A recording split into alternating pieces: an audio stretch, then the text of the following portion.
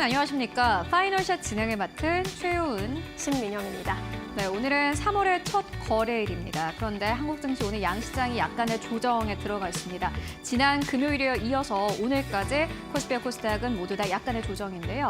코스피는 그래도 괜찮은 것이 장 초반까지만 하더라도 거의 1% 가까운 낙폭을 기록했었는데 지금은 하락폭을 어느 정도 만회하면서 보합권까지 올려냈습니다. 장중한 때는 상승으로 전환되기까지 했고요. 코스닥은 코스피보다 낙폭 조금 더 키워갑니다. 0.7% 정도의 하락세. 다만 코스닥 안으로는 외국인들의 매수가 잡힌다라는 점은 긍정적으로 보입니다.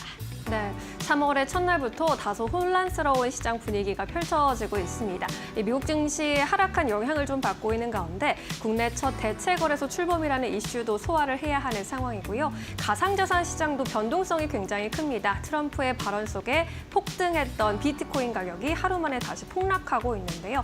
이렇게 좀 다소 어려운 시장 속에서 어떻게 또 지혜롭게 헤쳐나가야 할지 투자 전략 저희와 함께 고민해 보시기 바라겠습니다. 네, 오늘도 준비했습니다. 시장 마감을 위한 마지막 한방. 지금 출발할게요. 파이널샷.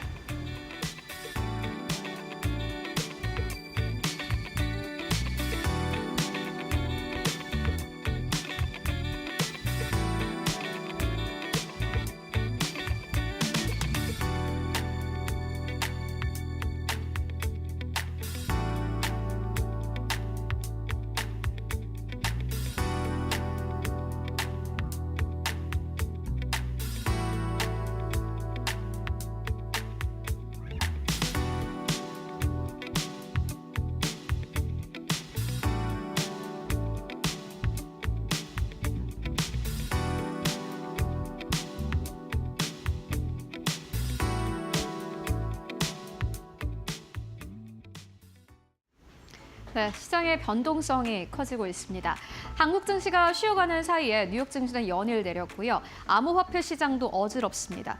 어제까지만 하더라도 8% 넘게 급등했던 비트코인의 가격이 다시 한번 8% 넘게 급락하는 등 말 그대로 위험자산 시장은 어지러운 장세가 이어지고 있는데요.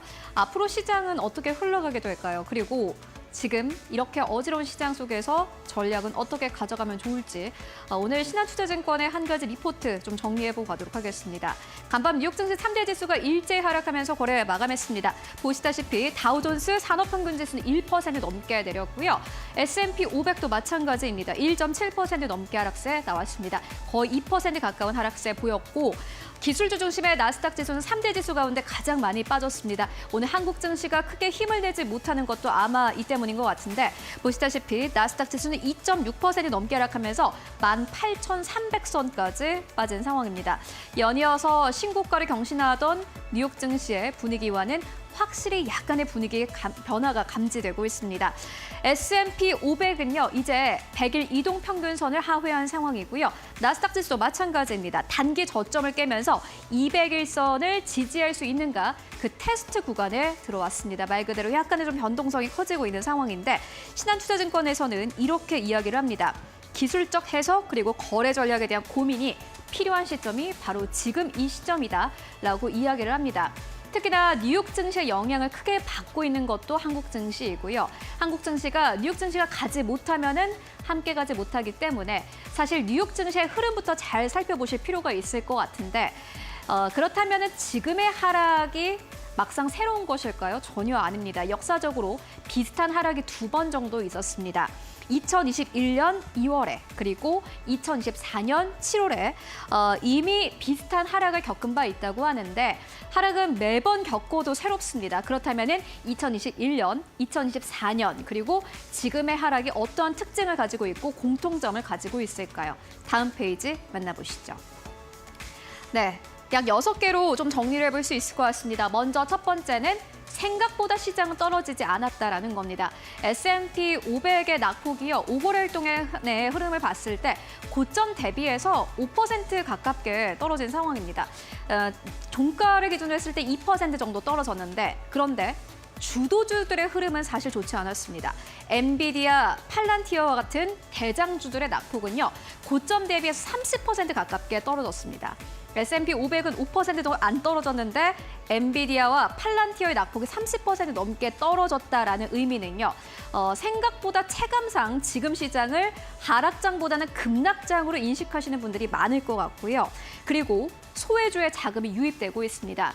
지금까지의 대장주들은 낙폭이 커지고 있는 가운데 소외됐던 업종과 종목으로는 계속해서 돈이 들어오고 있는 상황입니다. 유럽 증시로 돈이 들어가는 것, 그리고 중국 쪽 헬스케어, 소비재 쪽으로 돈이 들어가는 것이 대표적이라고 할 수 있겠고요. 그리고 네 번째가 가장 중요할 것 같은데 엔비디아와 팔란티어, 테슬라와 같은 주도주들이 하락하는 이유가 사실 굉장히 불분명합니다. 물론 관세 때문에 떨어졌다 이렇게 표현은 하지만은 관세 피해주가 그럼 더 떨어져야 되는데 그게 아니라 오히려 주도주들이 더 떨어지는 장세 현재 연출되고 있고요. 그리고 강세장에서 잘 작동하는 돌파 매매 그리고 추세 추종 전략은 현재 실패하는 그런 전략일 수밖에 없습니다. 마지막으로는 주가 하락 직전에 투기적인 매수가 크게 들어온 것도 특징이라고 할 수 있겠습니다. 차트를 보면 바로 아실 수 있는데요. 전체 주식의 개별 옵션 거래량은 크게 늘어났지만요. 대장주들의 주가는 크게 떨어진 상황입니다. 팔란티어, 엠러빈 그리고 로빈후드까지 주가의 낙폭이 최근 2주 동안 꽤나 좀 크게 떨어진 상황인데 그렇다면은 지금 시장의 전략은 어떻게 가져가면 좋을까요? 이어서 만나보시죠. 세 가지로 정리할 수 있겠습니다. 일단 지금 주도주가 좀 많이 떨어지고 있죠. 엔비디아, 테슬라 그리고 한국 증시에서 관련주들도 역시나 마찬가지로 크게 떨어지고 있는 상황인데 저가 매수를 너무 급하게 할 필요가 없다라는 첫 번째 전략입니다. 신한투자증권 리포트를 베이스로 했고요. 최근에는 특히나 미국 증시, 한국 증시 딱 하나만 하시는 분들이 없을 것 같습니다. 대형 기술주들에 대한 전략을 짜실 때 가장 중요한 부분이 될 것 같은데 2021년과 2024년에 주도주가 다시 한번 반등하는 데까지는 3개월의 시간이 걸렸다고 합니다. 그런데 지금 떨어지는 구간이 고작 2주밖에 지나지 않았습니다. 테슬라, 엔비디아 그리고 팔란티어 같은 기업들 살 수 있는 시간이 충분하다라는 게 신한투자증권의 첫 번째 전략이었고요. 두 번째 전략은요. 소외주가 아웃퍼폼하는 요런 기간은 2에서 3개월 동안 지속될 것이다라는 전망입니다. 주도주와 소외주 간의 로테이션이 기대가 되는데 물론 중장기적으로 정말 길게 봤을 때 나는 그래도 팔란티어, 테슬라 그리고 이런 기술주들이 더 좋습니다라는 의견은 좋지만요. 2, 3개월 정도 가치주의 비중을 높여서 지금 주도주가 떨어질 때 스트레스를 잘 해결해보자라는 게 두 번째 전략이었고요. 세 번째 전략은 그래도 우리가 가장 중요하게 생각해야 될 것은 실적이다라는 부분입니다. 과거를 통해서 만나보도록 하겠습니다. 2021년에 테슬라 그리고 캐시우드가 이끄는 아크우드 ETF, 바이든 정책주가 급락한 바 있습니다. 그런데 그 중에서 테슬라만 급반등이 나왔습니다. 결국에는 실적 고성장이 베이스라는 건데요. 지금 떨어지는 종목과 업종 가운데서 주도주 중에서 낙폭이 커지는 기업들 가운데서 실적이 그래도 잘 나오는 기업들을 잘 선별해야 된다라는 것이 세 번째 전략이었습니다. 그렇다면 이러한 전략을 한국 증시랑 좀 이어서 다시 한번 연결해서 정리해보고 가도록 하겠습니다. 거의 대부분의 증권사가 비슷한 전략들을 내놓고 있는데 흥국증권에서는 이렇게 이야기를 합니다. 시장을 새로 주도할 업종으로 지금은 넘어가야 할 시점이다라는 의견을 제시했습니다. 미국 증시와 한국 증시를 거의 비슷하게 보는 건데요. 지금은 새로운 실적 모멘텀과 주도 업종을 찾고자 하는 흐름이 이어지고 있다라면서 특히나 지금 이 시점에서는 기관 수급을 잘 주목해야 된다라는 의견을 남겼습니다. 그리고 지금 시장에서 봐야 될 여러 가지 포인트가 있는데 국내 소비의 경기는 위축될 것으로 보여지고요. 내수보다는 수출 중심의 업종이 더 유리할 것으로 보여지는 가운데 관세 리스크가 없는 것, 어쨌든 간에 관세 리스크는 계속해서 부과될 것으로 보여지고요. 기존 주도주가 아닌 것 중에서 새로운 실적 모멘텀이 있는 업종을 찾자라는 게 흥국증권의 포인트였습니다. 그렇다면 어떠한 게 있나 봤더니 첫 번째가 미디어입니다. 오늘 낙폭이 크지 않은 업종이라고 할 수 있겠죠. 엔터도 여기에 포함이 되고 있는 거고요.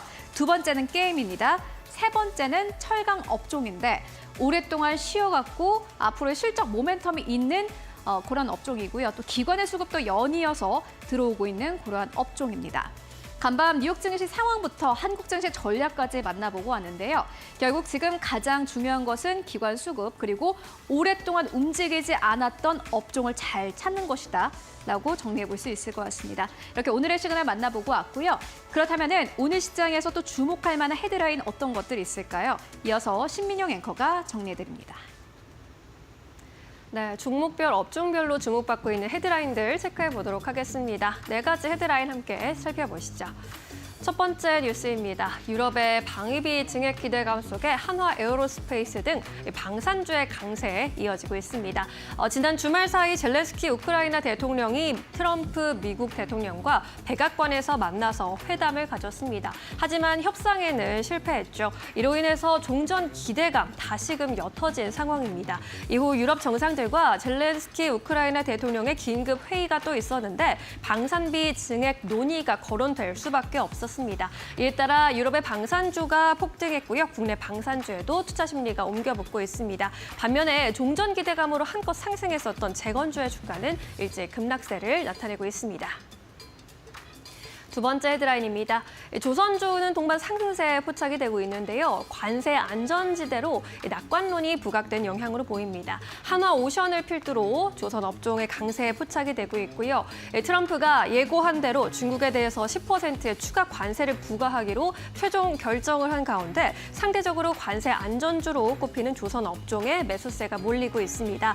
특히 미국 무역대표부가 중국 선사 관련 국제 해상 운송 서비스에 수수료를 부과하는 방안을 추진하는 가운데 국내 해운 조선사가 해당 관세 정책으로 수혜를 볼 것이라는 기대감도 커진 상황입니다. 다음 헤드라인입니다. 네, 휴스틸입니다. 트럼프 관세 역시나 반사이익이 예상된다라는 증권가의 호평이 나온 가운데 주가 급등세 연출하고 있습니다. 트럼프 미국 대통령이 철강에 25% 관세를 부과하는 행정명령에 서명한 이후 미국 내 철강 가격, 특히 유정관 가격이 급등한 영향을 받는 것으로 보입니다. 이뿐만 아니라 휴스틸과 세아제강, 넥스틸 등 국내 주요 강관 업체들의 경우에는 이미 미국의 수입 규제에 대응해서 현재 생산 체계를 구축했거나 건설 중입니다. 이렇게 함으로써 미국의 수입 규제로부터 벗어난다는 점에서 수혜가 예상되고 있습니다. 마지막 헤드라인입니다. 네, 셀트리온 소식인데요. 골 질환 치료제의 미국 FDA 허가 소식이 나온 가운데 주가 상승세 나옵니다. 골 질환 치료제 바이오시밀러 복제약인 스토보클로 오센벨트가 미국 식품의약국 FDA의 품목 허가를 획득했다라는 소식에 매수세가 몰리고 있는데요. 스토보클로는 폐경 후 여성의 골다공증 치료제로 오센벨트의 경우에는 골 전이암 환자의 골격계 합병증 예방 그리고 골 거대 세포종 치료제로 승인을 각각 받았습니다. 셀트리온은 이르면 연내 미국에서 두 제품을 출시할 계획입니다. 이렇게 네 가지 헤드라인 함께 짚어보셨습니다. 네, 이번에는 보다 자세한 투자 전략 살펴보도록 하겠습니다. 메리츠증권 강남금융센터 김경국 과장 연결하겠습니다. 과장님 안녕하세요. 네, 안녕하세요. 네, 오늘 네 가지 뉴스 전해드렸는데 어떤 소식에 주목을 하고 계실까요? 오늘은 방산 관련된 이야기 좀 드릴까 하는데요. 전일 독일 닥스 지수가 일단 역사적 신고가를 갱신했습니다. 방산 섹터 종목이 급등하면서 일단 그런 모습이 연출이 됐고요. 젤렌스키 대통령과 트럼프 대통령의 정상회담 관련된 광산에 대한 협정이 일단 서명하지 못하고 종전에 대한 딜레이가 일단은 시장에 방산 섹터 종목을 이제 급등하게 만들었다 이렇게 좀 말씀드리고 싶고요. 만약에 종전이 되더라도 러시아 쪽에 유리하게 종전이 되면서 유럽 국가들의 안보 긴장감이 낮춰지기보다는 오히려 고조될 가능성이 높아지고 있다라는 게 시장이 좀 생각하고 있는 것 같습니다. 그래서 쉬었던 유럽 방산업체들이 가동률을 좀 높여가고 있는 상황이 있고요. 또 국내 방산업체 수출에 대한 내러티브가 이번 계기로 인해서 좀 강화되는 모멘텀이 발생했다 이렇게 좀 생각하고 있습니다. 그래서 하나 에어로스페이스 같은 경우에는 K9이라든지 천무 그리고 레드백 등 다양한 제품군의 수출 라인업을 보유하고 있기 때문에 현재 기술적으로는 부담이 되는 가격이지만 내러티브의 이익 성장이 좀 붙어가는 좋은 그림이 당분간 지속될 가능성이 높다. 그래서 롱텀하게 보시는 분들 입장에서는 조정시 분할 매수로 대응해보는 전략이 유효하지 않을까 이렇게 좀 판단하고 있습니다. 네, 방산주에 대한 이야기 다시 들어봤습니다. 이 밖에도 오늘 마감 전에 공략해볼 만한 종목이 있다면 어떤 종목이 되겠습니까? 오늘 조선 섹터 내에 HD 현대중공업이라는 회사 가져왔고요.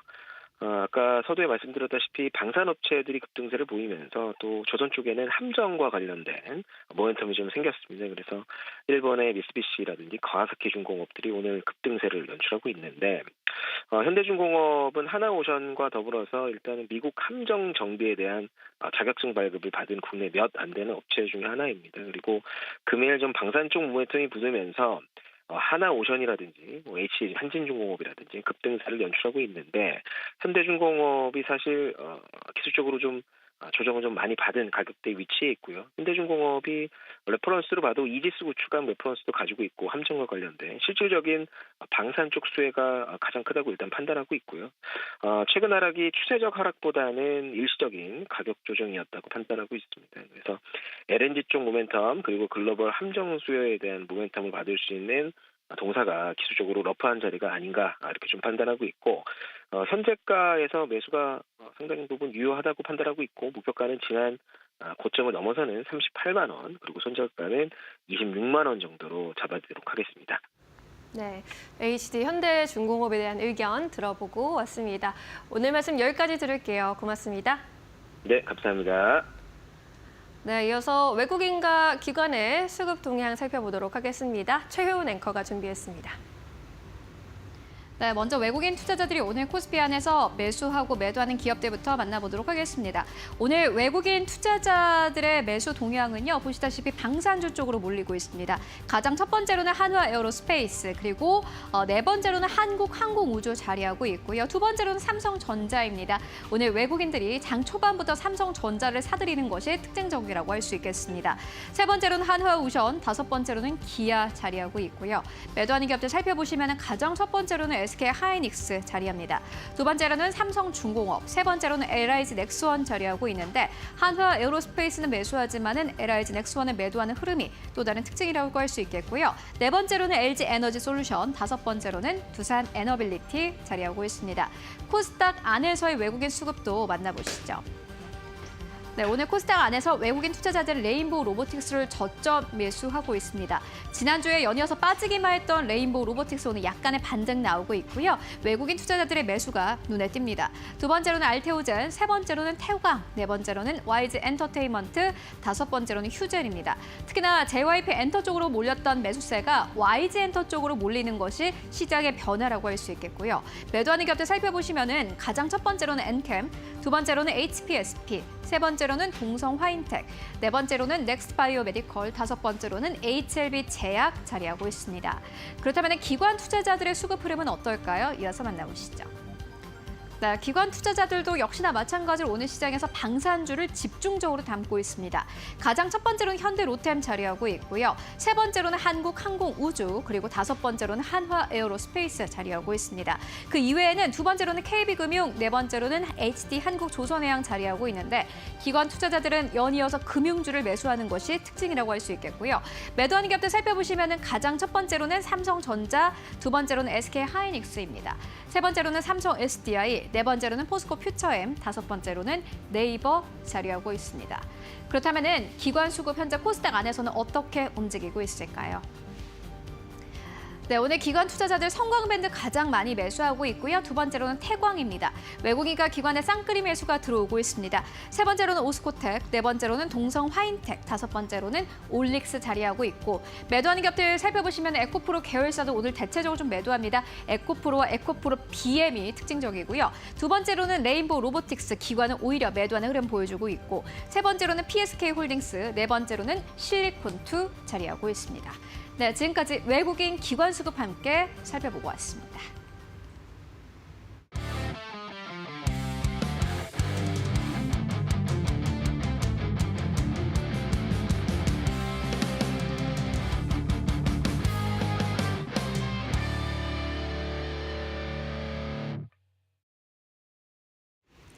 네, 이재선 파트너와 함께하는 만홈런 시작하겠습니다. 다소 애매한 시장 속에서 확실한 수익을 기대해 볼 수 있는 만홈런 같은 종목들 찾아보도록 하겠습니다.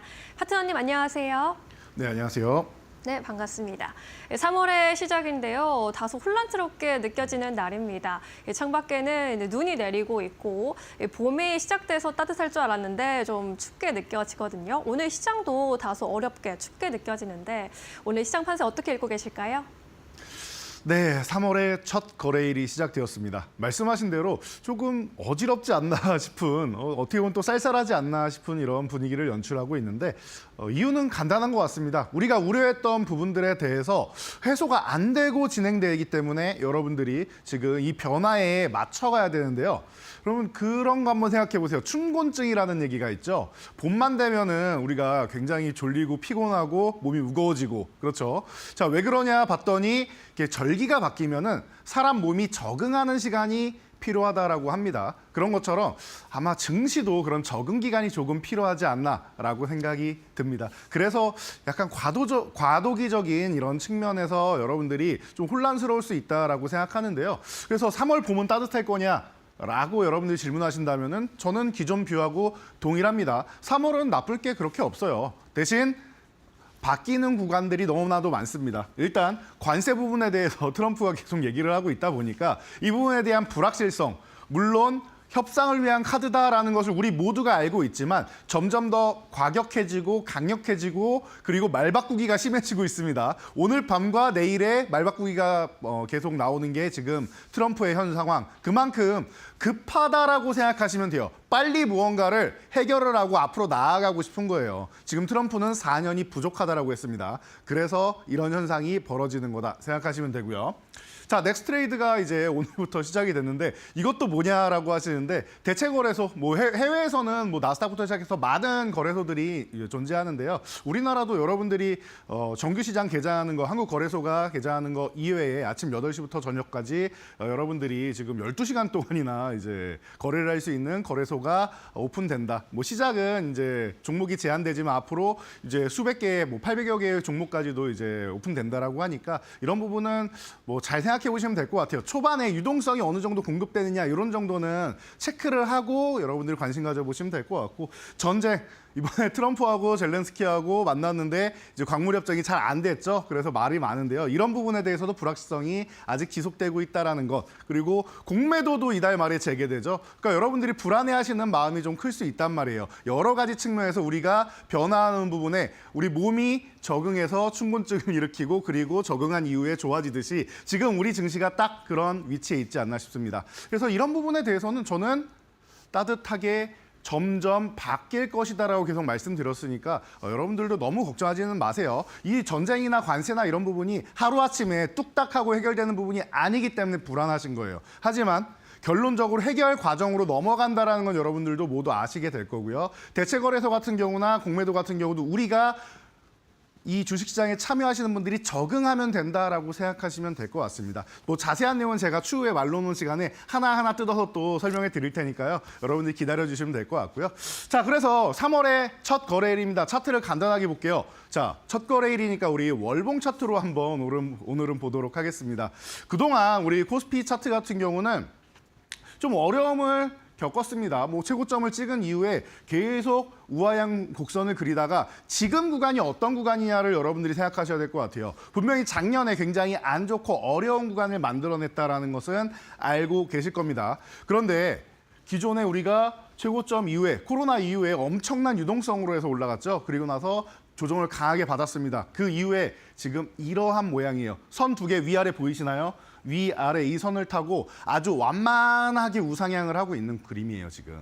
여러분들이 시장이 왜 이렇게 안 좋아라고 느끼시는 구간도 잘 보시면 밴드 하단권밖에 안 됩니다. 이 구간 안에서 다시 한번 상단 쪽으로 붙어간다라고 하면은 뭐 2,800포인트 중후반 정도까지는 어렵지 않게 갈 수 있다. 물론 시간이 길어지면 길어질수록 점점 더 고점을 높여갈 수 있겠죠. 이 정도로 여러분들이 체크를 하시면 돼요. 단기적인 부분도 있지만 여러분들이 이제 눈앞에 나무가 아닌 숲을 본다라고 하시면은 월봉 차트가 우상향하는 거 여러분들이 좀 보실 수 있을 겁니다. 그래서 맨날 일봉 차트만 보시고 아니면은 이제 분봉 차트, 뭐 단기 트레이딩 하시는 분들은 짧은 것만 보시는데 길게 한번 보세요. 그러면은 굳이 내가 이렇게 하루하루 일일비하면서 매매를 하면서 매매할 때마다 수수료도 굉장히 많이 나가죠. 세금이 특히 많이 나가죠. 이런 세금만 계속 납부할 필요가 있는가라고도 한번 생각해 보세요. 지금 시장은 편안하게 들고 가면은 세 자릿수 이상 수익률이 계속 꾸준하게 나오는 시장입니다. 말로 없는 시간에도 계속 검증해드리고 있으니까 여러분들 이런 좀 멀리 보는 시야를 한번 가지시면 좋을 것 같고요. 자, 코스닥도 넘어가서 한번 확인해 보도록 하겠습니다. 코스피가 이렇게 완만한 우상향 곡선이다라고 하면은 코스닥 같은 경우는 엄청난 유동성이다라고 말씀드렸는데 1000포인트 돌파 시도한 이후에 그리고 나서 고점을 서서히 이렇게 낮추는 과정을 거치고 있습니다. 그리고 코스닥은 재밌는 게 제가 작년부터 계속 뭐 투매가 나오면 반등이 좀 세게 나옵니다라고 말씀을 드렸는데 과거부터 이 630포인트만 이탈하면은 어떻게 돼요? 강력한 상승이 나오고 630포인트 구간에 내려오면은 또 반등이 나오고 이번에도 630포인트 흔들고 반등이 나오고 있는 구간이죠. 아직까지 반등 구간이다 정도로 체크하시면 되고요. 제가 누누이 말씀드렸는데 이 780포인트 구간은 좀 중요하다라고 말씀을 드렸습니다. 이 정도까지 1차 목표치에 도달해서 휴식을 취하고 있는 모습이죠. 지난달 월봉만 보면은 오히려 저항을 부딪히고 윗꼬리 달고 휴식까지도 예쁘게 잘 만들어낸 모습입니다. 그렇기 때문에 중장기적으로 볼 때는 아직까지 바닥에서 이제 막 올라가기 시작하는 그림이에요. 780을 넘어가야지 추세가 위쪽으로 바뀌거나 아니면 혹은 기존의 박스권이었던 780에서 930 사이로 올라간다 정도로 보시면 되고요. 관건은 뭐냐? 이 장기적으로 이제 고점을 낮추는 이 추세선을 돌파할 수 있느냐가 중요할 것 같아요. 800포인트 중반 정도 되니까요. 이 구간을 넘어가는지가 관건이 되는데 아직 우리 780도 안 넘어갔으니까 800을 넘어간 다음에 800 중반이 온다라고 하면은 그때 가서 여러분들께 다시 한번 여러분 지금 중요한 구간입니다 라고 말씀드리면서 설명드리도록 할 테니까요. 지금 좀 편안하게 바닥권에서 잘 올라오고 있구나. 우리 시장 저항 구간에서 눌림목 예쁘게 넘어가고 있구나 정도로 생각하시면 돼요. 3월에 미리 조정받으면 좋다라고 했어요. 아까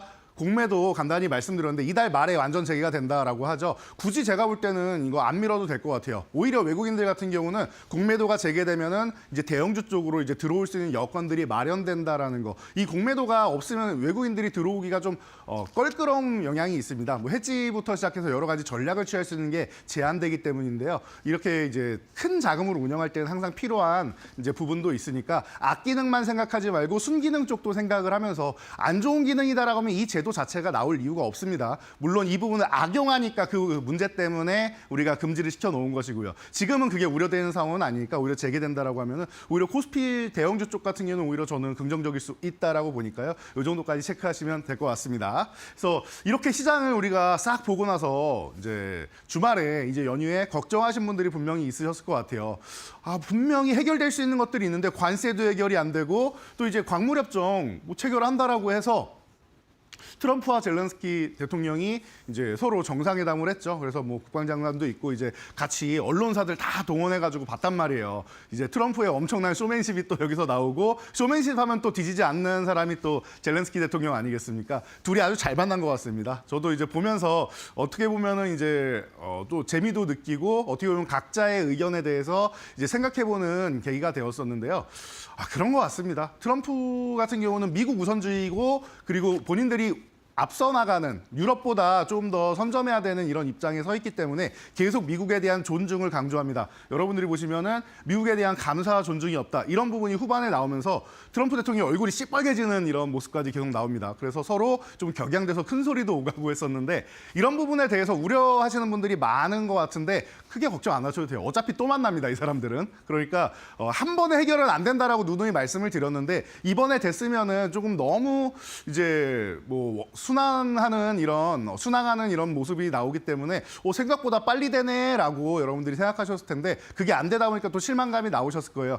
제가 다시 한번 말씀드릴게요. 괜찮다라고 생각하시면 됩니다. 이 휴전이나 이런 부분에 대해서 넘어가는 과정이 아마 1년 이상은 걸릴 가능성이 높다. 그 안에 해결이 된다라고 하면은 너무나도 나이스하고 우리 입장에서는 최고가 되겠지만 사실 러시아와 우크라이나의 이 협상 차이는 너무나도 격차가 커요. 그래서 젤렌스키 대통령이 보상으로 원하는 게 너무 많기 때문에 어떻게 보면 트럼프 그리고 이제 미국 입장에서 길들이기를 시전하고 있는 게 아닌가 싶습니다. 이 부분에 대해서도 추후에 꾸준하게 제가 나눠가지고 여러분들께 차차 설명드릴 테니까요. 이 정도까지만 생각하시면 돼요. 그래서 둘이 정면 충돌을 했는데 그럼 우리가 시장에 대해서 어떻게 대응해야 되느냐, 지금 도망가야 되느냐, 아니면은 또 다른 종목들이 있느냐, 기존 종목을 봐야 되겠느냐라는 부분에서 여러분들 고민 많이 하실 텐데요. 오늘 말로 없는 시간에 종목들로 속 시원하게 풀어드리도록 하겠습니다.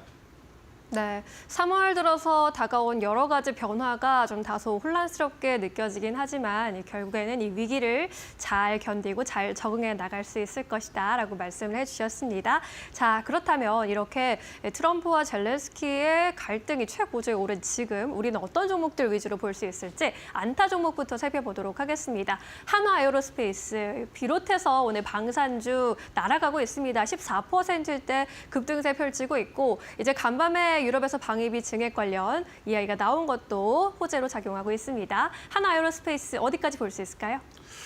네, 한화에어로스페이스 제가 항상 말씀드리자면 이 주도주라는 것들은 꺾일 때까지 가야 됩니다. 그런데 지난달에 제가 한번 쉬어야 된다라고 말씀을 드렸죠. 너무 달리게 되면은 사람도 이제 다치게 된다. 부상의 위험이 있듯이 주가도 한 번에 계속 우상향하게 되면은 문제가 생겨서 한 번에 시세가 끝날 수 있다라고 했어요. 그래서 한 템포 쉬었다 가야 된다. 하나에어로스페이스부터 시작해서 뭐 하나시스템, 레인보우 로보틱스, 하나오션 등등 적어도 횡보 구간이라도 좀 가져야 됩니다라고 했는데 이 구간을 예쁘게 가진 다음에 오늘 다시 한번 멋지게 올라가는 것 같습니다. 기존부터 이 방산주에 대해서 제가 이렇게 말로 없는 코너에서 수차례 여러분들께 설명을 드리고 앞으로 계속 봐야 됩니다라고 말씀드렸는데 그에 가장 부합하는 종목인 것 같습니다. 제가 오늘은 종목 설명을 길게 안 해도 될 것 같아요. 다 기존에 한 2번 정도 설명드렸던 부분들이고 여러분들이 제가 설명 안 드려도 아실 텐데 다시 한번 봐도 되는 섹터다라는 거 그리고 앞으로 계속 봐야 된다는 섹터라는 것을 강조해드리기 위해서 가져온 거니까요. 여러분들이 이 편안하게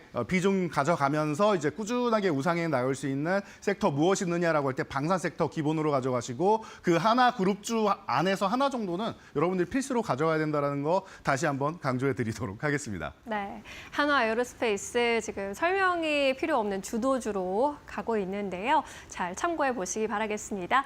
2루타 종목으로 넘어가겠습니다. 진성 TEC 꼽아주셨습니다. 이제 우크라 재건 관련해서 인프라 관련주 이 종목도 좀 대표적인 종목으로 꼽을 수 있겠는데 오늘 재건 관련주가 투심이 전반적으로 약화를 하고 있잖아요. 이 시점에서 대응 어떻게 해보는 게 좋을까요?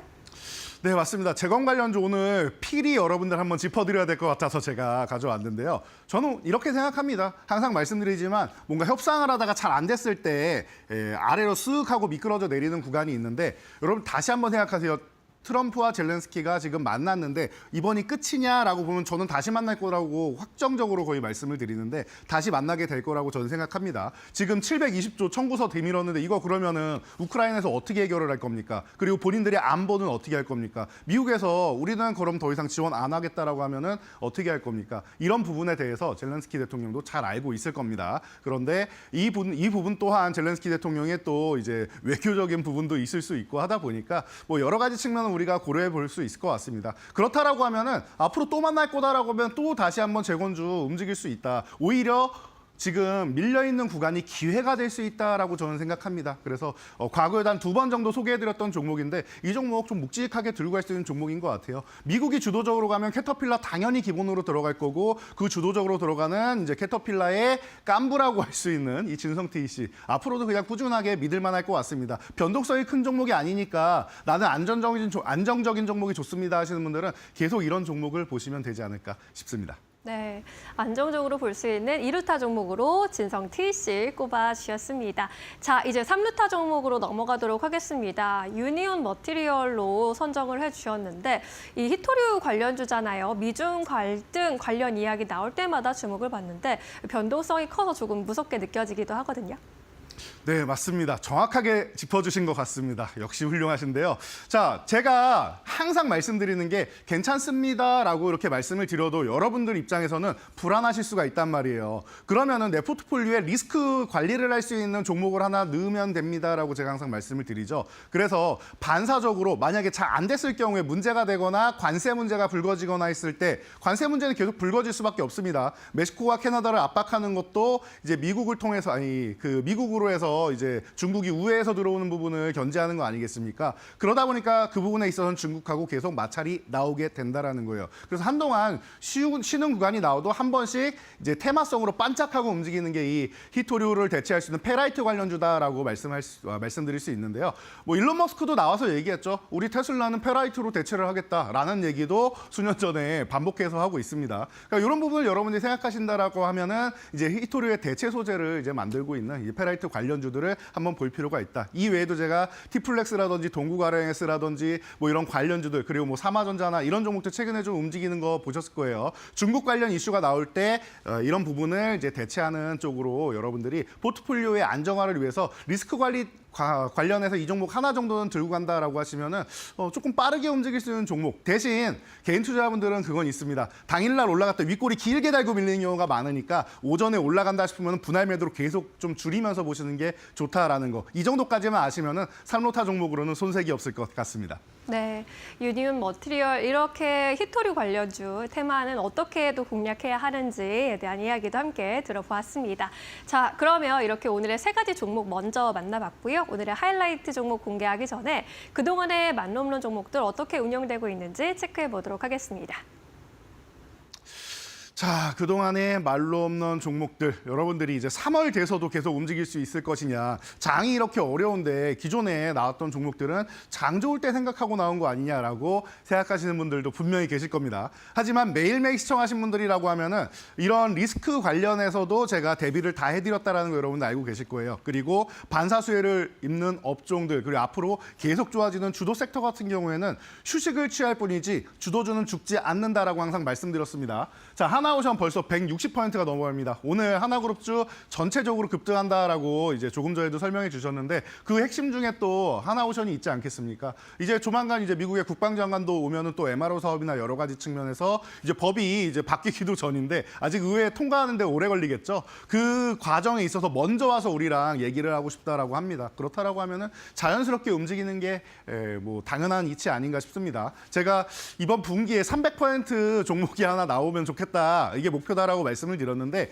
그 부분에 있어서 후보가 되는 종목 중 하나겠죠. 당연히 지금 1위에 있는 종목이기도 하고 다른 종목군들도 밑에서부터 계속 치고 올라오고 있는데 원익홀딩스 같은 경우가 지금 잠깐 쉬고 있는데 이 종목도 얼른 100% 넘겨서 300%를 향해서 가야 되지 않을까 싶습니다. 다음 페이지로 넘어가면은 지금 말로 없는 딱지를 여러 종목이 붙이고 있는데 100% 넘어가야 나오는 종목, 50% 넘어가야 나오는 종목 이 목표치에 따라 조금 다르기는 합니다만 아직까지도 이제 50%가 넘었는데도 불구하고 거의 이 수익률이 2배가 더 붙어야지만 이제 말로 홈런에 도달하는 이런 테크인 같은 종목, 원익홀딩스 같은 종목도 있습니다. 제가 목표치를 이렇게 높게 잡은 이유가 말도 안 되게 높은 거 아니냐라고 생각하시는 분들도 간혹 계실 텐데요. 정말로 가능성이 있다라고 생각하고 저는 그 지점도 지나갈 수 있는 종목도 많다라고 생각합니다. 항상 말씀드리지만 텐베거 가능성이 있는 종목을 우리가 픽을 해서 포트폴리오에 담아놔야 이 꿈이 커야 파편도 크다라고 하죠. 최소 2~3배는 기본이고 만약에 한 2~3배 올라간 다음에 휴식 구간 지나고 다시 5~6배까지 올라갈 수 있는 이런 종목들을 우리가 포트폴리오 구성해 놓는다라고 하면은 올해부터 해서 내년까지 굉장히 편안하게 여러분들이 작년에 서운했던 거 다 가져올 수 있고 작년에 용해에 승천을 못해서 아쉬웠다라고 하면은 이제 우주까지도 돌파할 수 있는 포트폴리오가 나온다라고 했습니다. 그에 가장 부합하는 종목들이 계속 치고 올라오고 있는 것 같으니까 체크해 보시고요. 자, 오늘 하나오션 간단하게만 보고 갈게요. 제가 기존부터 말씀을 드렸는데 좀 쉬어야지 움직입니다라고 했어요. 바로 이 종목이 10만 원을 가면은 부상당한다라고 말씀을 드렸어요. 제가 런닝할 때 한 2kg 오버했더니 다음날 걷는 것도 힘들었다라고 말씀을 드렸죠. 관절이 계속 아프더라고요. 그래서 이 종목이 2주 이상 이렇게 휴식을 취하니까 다시 한번 움직일 수 있는 거죠. 굉장히 좋은 움직임이에요. 쉴 때도 가격 조정을 세게 받을 수도 있지만 가격 조정보다는 횡보를 하면서 기간 조정만 받고 움직이는 거 아주 강력한 거다 보시면 되고요. 다음 한일단조 오늘 특징주니까 한번 보도록 할게요. 그 하나에어로스페이스도 좋고 방산주 전체적으로 다 좋습니다. 대형주들부터 시작해서 전체적으로 좋은 모습인데 한일단조 같은 경우는 제가 후발주로 움직일 가능성이 있습니다라고 해서 2월 18일 날 얼마 되지도 않았습니다, 여러분. 한 2주 정도밖에 거래일이 안 지났는데 오늘 상한가에 들어가면서 1차 목표치 달성을 했습니다. 자, 이러면은 여러분들 항상 말씀드리죠. 교육방에 제가 다 대응 전략은 이미 올려드렸는데요. 자, 상한가가 오늘 풀린다라고 하면 그냥 정리하시면 되고요. 만약에 내일 요 중간 저항인 2,750원을 갭으로 돌파해서 유지된다라고 하면 보유, 만약에 이탈한다라고 하면 매도, 만약에 유지만 된다라고 하면 그다음 이제 목표치인 3,000원 쪽으로 붙어갈 거니까 그 구간 돌파한지 여부 보시고 저희 교육방에서 대응 전략 같이 확인하시면은 여러분들 이런 종목들 급등주들 이제 천천히 한 번에 매도하지 말고 분할 매도로 하는 전략을 취하신다라고 하면은 제가 볼 때는 어렵지 않습니다. 항상 매도가 어렵다라고 하는데 원칙만 잘 지키시면 돼요. 그 원칙 제가 항상 올려드리고 교육해드리고 있으니까 오늘 알려드린 것처럼 이렇게 딱 숫자 정해서 알려드리는 부분을 적어 놓으시고 그대로 대응만 하시면 좋을 것 같습니다. 네, 좋습니다. 하나오션 1위를 여전히 달리고 있는데 주도 업종 안에서 이 주도주로 먼저 이렇게 선점해 놓은 결과가 놀라운 수익률로 나타나고 있는 상황입니다. 자, 그렇다면 오늘의 종목 이렇게 연일 종전 관련 뉴스들 헤드라인 장식하고 있는 가운데 어떤 종목을 꼭 바라봐야 할까요?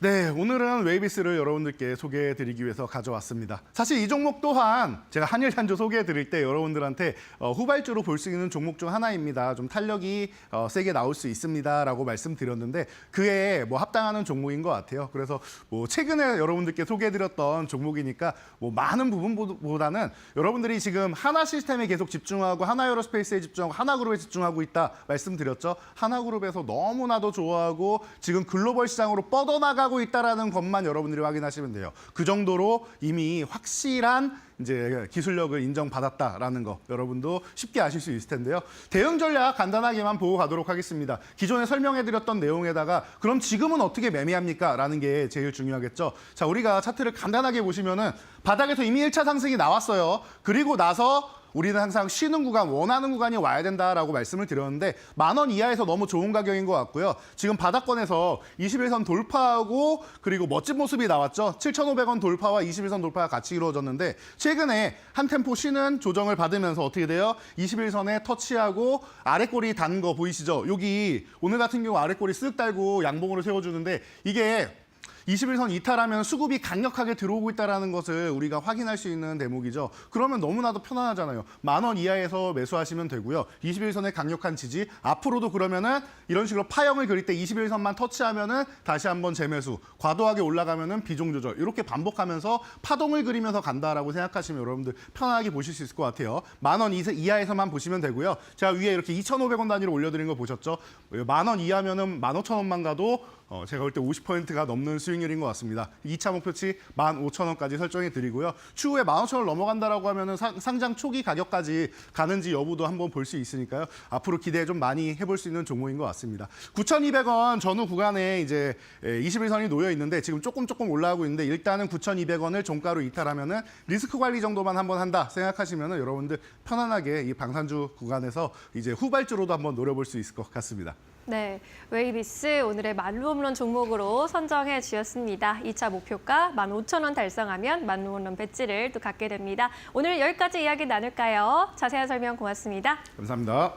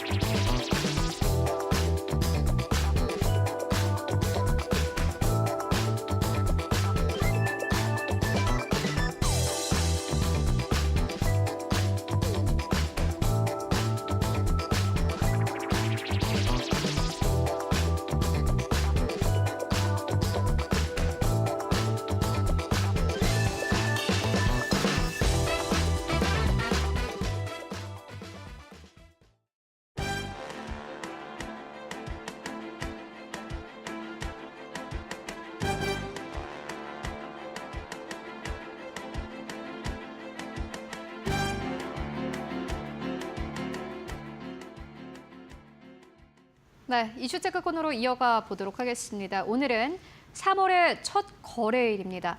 2월 말부터 오늘까지 시장의 변동성 커지고 있는데 지금 시장 어떻게 바라봐야 할지 오늘 함께 이야기 나눠보도록 하겠습니다. 루체인베스트의 오현진 팀장 모셨습니다. 안녕하십니까? 네, 안녕하세요. 네, 팀장님 오랜만입니다.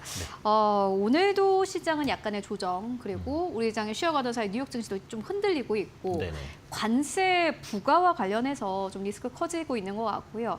좀 전반적으로 그냥 국제 정세가 좀 시끄러운 것 같아요. 어지럽고. 어떻게 네네. 보십니까? 일단 말씀해 주신 대로 트럼프 관세 리스크가 현재는 최대 리스크다라고 말씀을 드려야 될 것 같아요.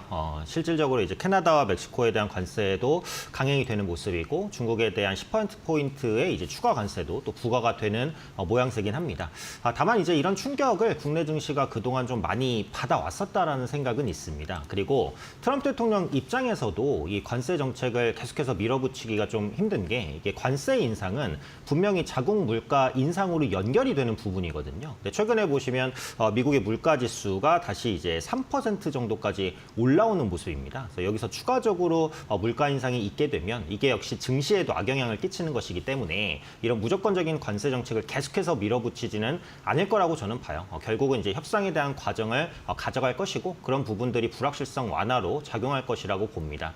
또 얼마 전에 보시면 이제 현대차가 뭐 GM의 현지 공장을 뭐 활용한다 이런 이슈도 있었잖아요. 그래서 관세 리스크를 해소하기 위한 기업들의 이제 역할들도 확대가 되고 있는 상황이기 때문에 이 관세에 대한 내성은 점점 더 강화되고 있다라고 생각을 하고요.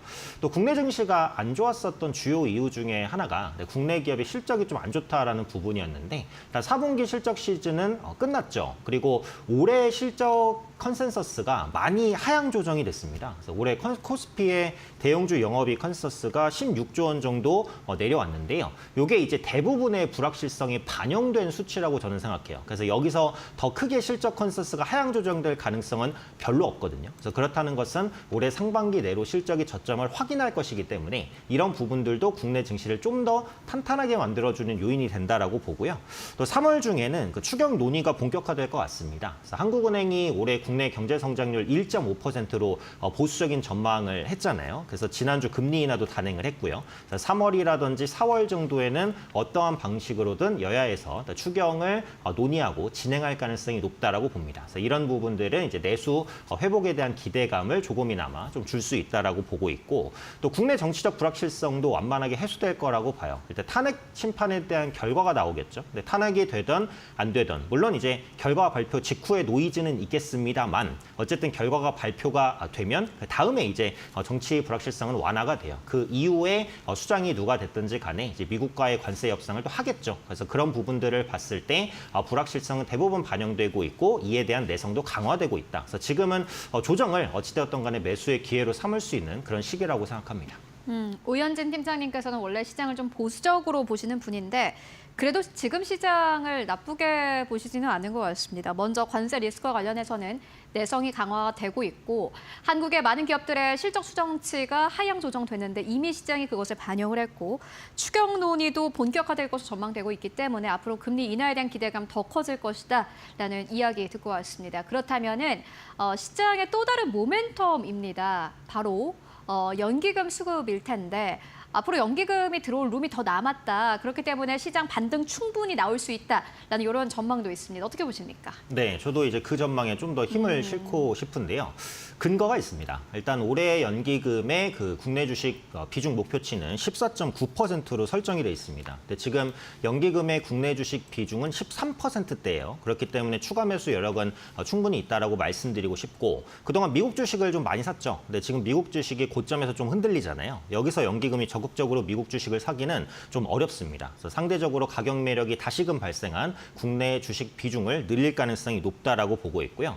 원래 연기금 수급이랑 지수는 반대로 가는 경향이 있어요. 그러니까 지수가 올라가면 연기금이 차익 실현하고 떨어지면 사는데 그러니까 작년은 국내 증시가 떨어졌는데도 연기금이 팔았어요. 왜냐하면 미국을 샀으니까요. 네, 말씀드린 대로 미국이 지금 흔들리고 있기 때문에 오히려 이제는 연기금이 국내 시장을 조금 더 사면 더 샀지 뭐 덜 살 구간은 아니다. 네, 이 정도로 말씀드리고 싶고요. 그렇다면 이제 연기금 순매수 상위 종목을 보는 게 의미가 있겠죠. 그래서 2월 순매수 상위 종목을 보면 삼성전자, 뭐 LG에너지솔루션, 그다음에 삼성바이오로직스 이런 것들 샀습니다. 일단 가격 매력이 있거나 아니면 실적 모멘텀이 확실하거나 그 둘 중에 하나를 가진 종목군들을 계속해서 사고 있으니까요. 순매수 종목군들 체크해 보시면 좋을 것 같고요. 또 국내 거래 대금도 회복세를 보입니다. 아직 뭐 크게 회복된 건 아닌데 그러니까 코스피와 코스닥 시장의 거래 대금이 올해 초에 전년 동기 대비해서 비해서 5에서 10% 정도 개선이 됐어요. 그래서 이런 거래대금 회복세가 조금 더 이어진다라고 한다면 시장이 더 빨리 반등을 보여줄 수 있다라고 보여지니까 이제 거래대금이 추가적으로 회복되는지 여부도 체크해 보시면 좋을 것 같고요.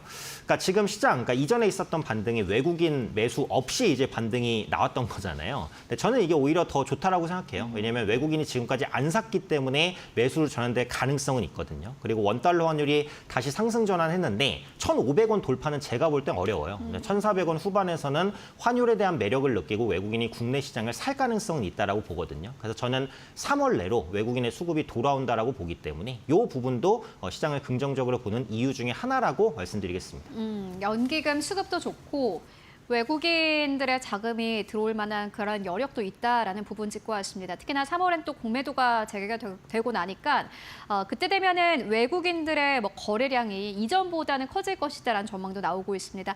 어쨌든 수급에 따른 시장의 반등을 기대해 볼 수 있겠다라고 정리해보고 가도록 하겠고요.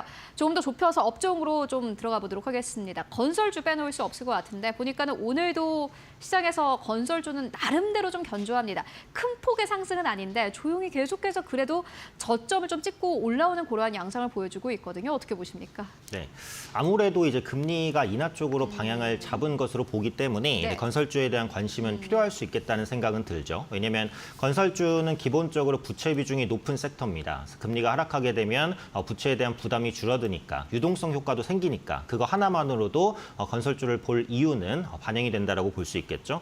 또 공사비가 안정되고 착공 물량이 증가하고 있습니다. 작년 말부터 공사비가 엄청나게 올랐죠. 근데 현재 시점에서는 공사비가 추가적으로 올라가진 않는 모습이고 착공 물량도 이전보다 증가하긴 했습니다. 다만 아직 수익성 개선까지는 시간이 좀 필요할 것 같아요. 상위 건설사 기준으로 원가율이 90% 수준에 육박하고 있기 때문에 착공을 해도 마진이 많이 남는 구조는 아니라는 거고요. 지방 아파트에 대한 미분양 문제도 여전히 남아 있습니다. 물론 이제 정책적인 기대감이 있는 건 맞아요. 서울시가 그 용적 이양제를 하반기에 시행할 것으로 전망이 되죠. 그래서 문화재 보호구역 같이 고도 제한이 있어서 용적률, 그러니까 높은 층을 못 쌓는 지역의 용적률을 다른 곳으로 팔 수 있는 제도입니다. 이렇게 되면 다른 곳의 용적률 상승으로 층수가 높이 지어지는 빌딩이나 건물이 많아지니까 건설주의 호재가 될 수 있는데 다만 이제 공시지가에 따라서 확보하는 용적률이 달라져요. 그러니까 큰 용적률을 팔아도 그곳의 공시지가가 비싸지 않으면 그 공시지가를 받아서 이제 쌓는 업체가 생각보다 많이 층을 못 올릴 수가 있어요. 그래서 용적 이양제는 일단 시행 결과를 조금 더 지켜볼 필요는 있겠다라고 보고요. 건설주를 보신다라고 한다면 국내와 해외 수주가 같이 회복되는 종목을 보시는 게 좋을 것 같아요. 일단 해외 수주 부분에서는 GS 건설이 작년에 상당히 좋은 성과를 냈습니다. 플랜트 사업 중심으로 수주가 확대가 되고 있으니까 국내 시장에서도 수주가 회복된다라고 한다면 GS 건설을 건설주의 탑픽으로 말씀드릴 수 있을 것 같아요. 다만 이제 앞서 말씀드린 대로 그 원가율 부담 그리고 지방의 미분양 그다음에 서울시 용적 이양제에 대한 결과 이런 부분들을 확인해야 되기 때문에 지금 당장 건설주를 매수한다라기보다는 이런 부분들을 조금 더 확인하실 필요가 있고 앞서 말씀드린 대로 국내와 해외 수주가 동반 개선되는 종목 위주로 압축해서 대응하셔야 좀 더 성과를 낼 수 있을 것이다라고 말씀드리겠습니다. 건설주들의 밸류에이션은 크게 낮아져 있는 상황이지만은 어쨌든 간에 지금까지 문제였던 그 리스크들을 해결하는 과정은 필요하다라는 의견 전해주셨고요. 이어서 2차 전지 쪽 보고 가도록 하겠습니다. 내일부터 인터배터리 2025가 개최가 됩니다. 시장의 모멘텀이 될 수 있을까요? 네, 저는 2차 전지주 긍정적으로 봅니다. 사실 최근에 올랐다가 오늘도 보시면 좀 많이 빠지고 네, 있는데요. 맞습니다. 다시 한번 매수 기회를 주는 위치다라고 보고 있고요. 688개의 배터리 기업이 참여하고 전년비 참가 규모가 20% 이상 증가한 역대 최대 규모입니다. 그래서 중국 업체들도 많이 참여를 하고요. LG 에너지 솔루션, 삼성 SDI, LNF, 그리고 LS 일렉트릭 많은 업체들이 2차 전지 그리고 ESS 플랫폼들을 다수 공개할 것으로 현재 예정되어 있습니다. 중요한 모멘텀은 이제 많이 들으셨겠지만 전고체 배터리라고 보실 수 있겠죠. 전해질이 고쳐인 배터리입니다. 안정성이 높고요. 에너지 밀도도 높습니다. 그래서 출력이 기존 배터리보다 뛰어난 것은 물론 이제 아무래도 이제 주행 거리를 늘리는데 좀 더 도움이 된다. 이렇게 이제 보시면 될 것 같은데 높은 생산 단가가 단점이잖아요. 근데 그런 부분들은 시간이 지나면서 해소될 요인입니다. 이미 예전보다 원가율 한 20% 정도 떨구긴 했어요. 조금 더 내려가긴 해야 되는데 그런 부분에 대한 상용화 시기가 다가오고 있다라는 것을 생각해 보실 수 있을 것 같고 그 다음으로 조금 더 이제 큰 모멘텀은 이겁니다. 그동안 이제 2차 전지주를 볼 때 전기차 판매와 계속 연관을 져요. 2차 전지가 들어가는 데가 전기차만 있는 건 아닌데 왜 전기차 시장을 집중적으로 볼까? 거기에 많이 들어가기 때문이죠. 전기차에는 2차 전지가 스마트폰에 들어가는 것보다 7, 8천 배 정도 더 들어갑니다. 그러니까 전기차 시장을 연관시킬 수밖에 없었는데 최근에 휴머노이드 시장이 2차 전지의 새로운 수요처로 부각이 되고 있죠. 휴머노이드 로봇은 적어도 사람 혹은 사람 이상의 이제 크기를 자랑하기 때문에 많은 배터리가 들어갑니다. 그래서 휴머노이드 로봇이 활성화된다면 2차 전지의 신규 수요가 발생하는 것이니까 이것은 반등 모멘텀으로 작용할 수 있다. 이렇게 볼 수 있을 것 같고요. 휴머노이드 로봇 시장이 이제 10년간 27배 정도 성장할 것이다라는 전망이 있기 때문에 2차 전지 업체의 기대감을 충분히 줄 수 있는 요인이라고 생각을 합니다. 그래서 저는 2차 전지주를 전반적으로 긍정적으로 보는데요. 탑픽으로 꼽자면 LG 에너지 솔루션 단연 말씀드릴 수 있을 것 같아요. 그래서 차세대 원통형 4680 배터리가 이제 2170 대비해서 에너지 용량이 5배, 출력은 6배 정도 높습니다. 그래서 고출력 배터리가 이제 출시가 임박한 상황이고요. 테슬라의 로보택시라든지 옵티머스의 LG 에너지 솔루션의 배터리가 들어갑니다. 그래서 그만큼 확실한 수요처를 확보했다라는 부분이고 전고체 배터리 충전 속도를 향상시키는 기술도 개발을 했고요. ESS 부분의 매출도 빠르게 성장하는 모습이니까 2차 전지주 내에서는 단연 좀 탑픽으로 말씀드릴 수 있을 것 같고 다만 지금은 동사를 포함해서 2차 전지주에 매물이 많습니다. 그래서 올라가는 속도가 빠르진 않을 거예요. 그래서 급하게 사실 필요는 없고 좀 천천히 분할 매수로 사시면 충분히 수익을 줄 수 있는 섹터군이다 말씀드리겠습니다. 네, 벌써 2번이나 언급이 나왔습니다. 앞서서 연기금이 최근 한 달 동안 어떠한 기업을 가장 많이 사나 봤더니 LG엔솔, 삼성전자, 삼바가 있었는데 보니까는 2차 전지주 안에서도 실적에 대한 기대감 그리고 앞으로 주가에 대한 기대감으로 탑픽으로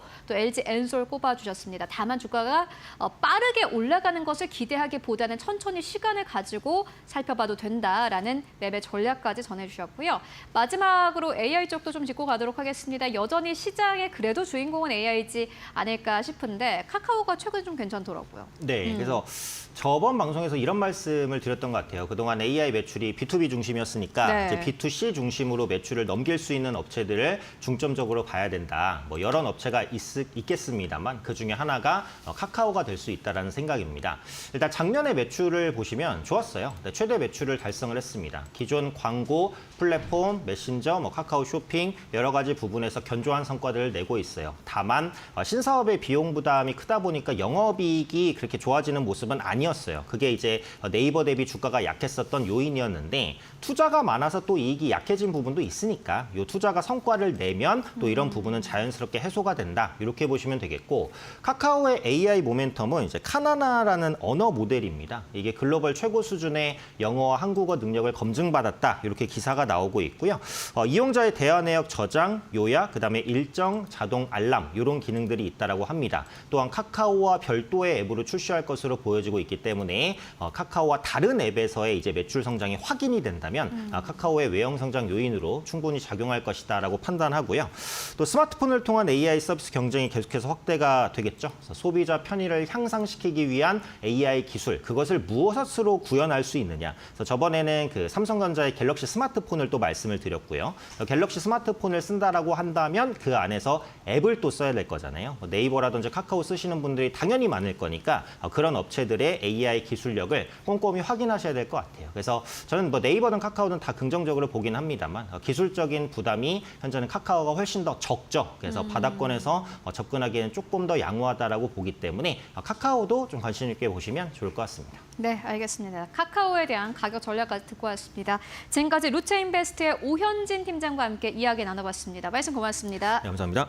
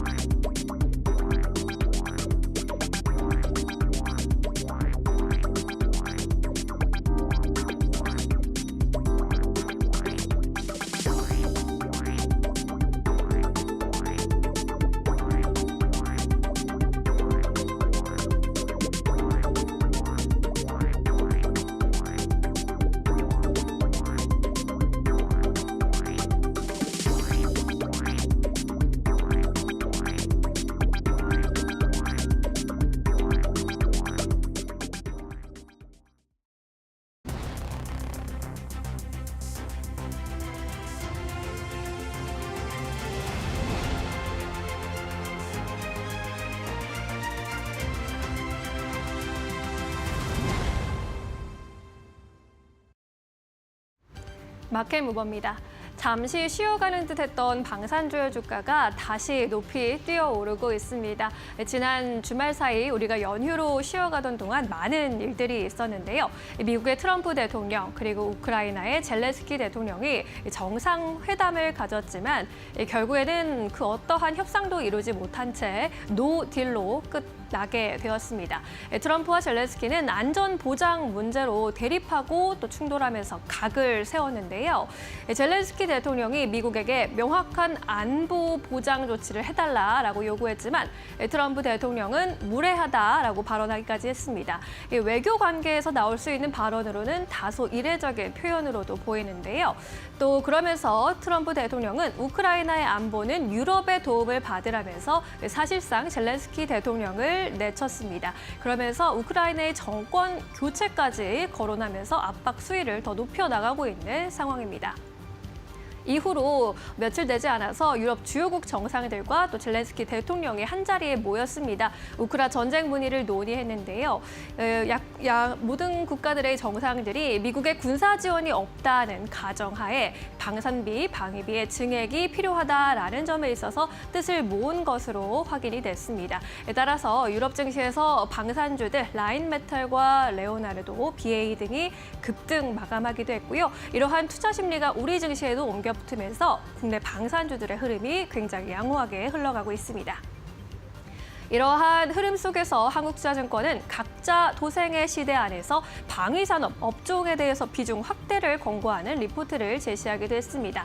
이 방산의 수출 타깃이 비유럽 국가 그리고 이미 고객인 유럽 국가 안에서 더 확장될 수 있다라고 바라봤습니다. 결국에 방산 수출 모멘텀이 더 장기적으로 지속될 것이라는 분석과 함께 두 가지 혜택이 집중될 것으로 봤는데요. 먼저 유럽 업체들의 방위비 증가 기조 안에서 유럽 업체들의 공급이 유럽 내부에 더욱 집중될 것이라면서 이에 따라서 중동과 동남아시아 지역 내에서 경쟁 감도는 감소할 것으로 바라봤습니다. 우리나라 업체들의 수혜가 기대된다라는 이야기고요.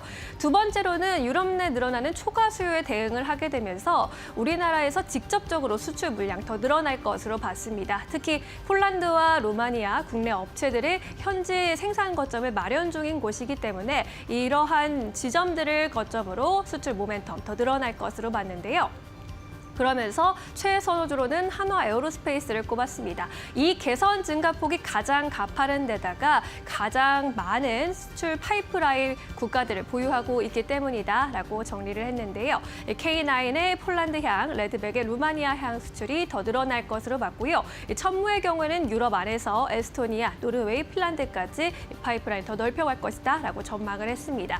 뿐만 아니라 비유럽 지역의 수출 파이프라인도 계속해서 늘어나고 있다라고 평가를 했는데요. K9과 레드백의 경우 인도와 베트남, 사우디아라비아, 아랍에미리트까지 확장을 하는 가운데 천무가 말레이시아까지 또 진출할 것으로 봤습니다. 육군의 전력을 강화하기 위한으로 말레이시아 쪽에서도 천무 수입을 검토하고 있는 것으로 알려지고 있기 때문입니다. 한화 에어로스페이스 방산주 안에서 주도주 역할 어디까지 더 톡톡히 해줄 수 있을지 지켜보셔도 좋겠습니다. 마켓 무버 전해드렸습니다. 네, 이어서 오늘 시장에서 핫한 이슈와 종목 함께 이야기 나눠보도록 하겠습니다. 오늘도 함께 해보도록 하겠습니다. 지시인포의 박근호 이사 모셨습니다. 안녕하십니까? 안녕하십니까? 네, 오늘도 시장 이야기를 해보도록 하겠습니다. 오늘은 첫 번째 주제로 어떠한 이야기를 해보면 좋을까요? 네, 주제 나갑니다. 조정장 속에서 방산주가 변동성을 키우고 있습니다. 앞으로의 전망 그리고 투자 전략 궁금합니다. 앞서서 신민영 앵커가 잘 정리를 해주셨습니다만은 방산주는 앞으로 수요가 늘어날 수밖에 없을 것 같아요. 보니까는 간밤에 열렸던 유럽 증시에서 독일 내 증시에서 특히나 방산주가 급등을 한 것이 굉장히 이례적이었고 오늘 한국 증시에서도 역시나 방산주들의 급등을 빼놓고는 이야기할 수가 없을 것 같은데 그런데 주가에 대한 좀 부담감은 있는 거 사실이고요. 그렇죠. 전략 특히 궁금합니다. 이제 다들 보셨을 거예요. 너무 이제 TV만 틀면 나왔던 거기 때문에. 근데 저는 이거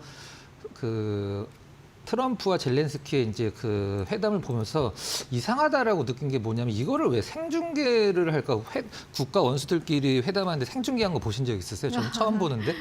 그래서 일부러 이제 트럼프가 어느 정도 좀 각본을 짜놓고 일단 좀 어떤 그 광물 계약과 관련돼서 유리한 고지를 차지하기 위해서 좀 약간 오버 액션을 한 게 아닌가라고 개인적으로 생각을 하고 있는데 기사에 나오는 지금 두 가지가 좀 약간 체크를 해야 될 것 같아요. 일단 방산주를 다루는 뉴스들과 방산주를 다루지 않고 트럼프와 젤렌스키 회담을 보도한 내용이 완전히 다르거든요. 이제 뭐가 다른지 좀 설명을 드리면 일단 뭐 그 금전적인 지원, 그 다음에 직접적인 무기 지원을 하지 않겠다라고 이제 말을 했는데 실질적으로 얘기를 하긴 했죠. 근데 그 다음에 방산주를 다루지 않는 뉴스들을 보면 완전히 다른 뉘앙스의 뉴스들이 나왔어요. 이제 어떤 식이냐면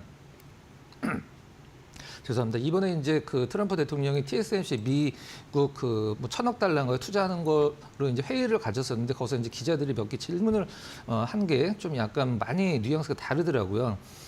일단 뭐 TSMC 그 우크라이나 광물 협정 이제 끝낼 거냐 그랬더니 트럼프가 아니다. 뭐 조만간 다시 만날 거다라고 분명히 얘기를 했고 그럼 군사 지원은 중단할 거냐라고 물어봤더니 우리는 그런 것들과 관련해서 단 한 번도 논의를 한 적이 없다라고 딱 끊어서 얘기를 해줬어요. 이제 그 부분이 이제 방산주를 다루는 뉴스와 안 다루는 뉴스가 좀 약간 온도차가 좀 약간 있는 차이가 좀 있는 것 같긴 한데 방산주 대표가 이제 뭐 하나 에어로스페이스죠. 당연하게. 근데 시가총액을 보더라도 지금 한화 에어로스페이스가 아마 9위인가 그럴 텐데 그 전후에 있는 기업들과 비교를 해도 사실 뭐 실적이 손색이 없습니다. 물론 뭐 기아차, KB금융이 좀 앞뒤로 있긴 합니다만은 기아차와 KB금융을 한화 에어로스페이스와 어떤 실적을 비교하는 건 좀 말이 안 되고 네이버랑 가장 좀 비슷하거든요. 근데 네이버보다 오히려 실적이 더 나은 것 같아요. 한화 에어로스페이스가. 그래서 어떤 시장에서 받는 평가가 절대 다른 기업들과 비교해서 고평가는 아니라고 좀 생각을 하고 있고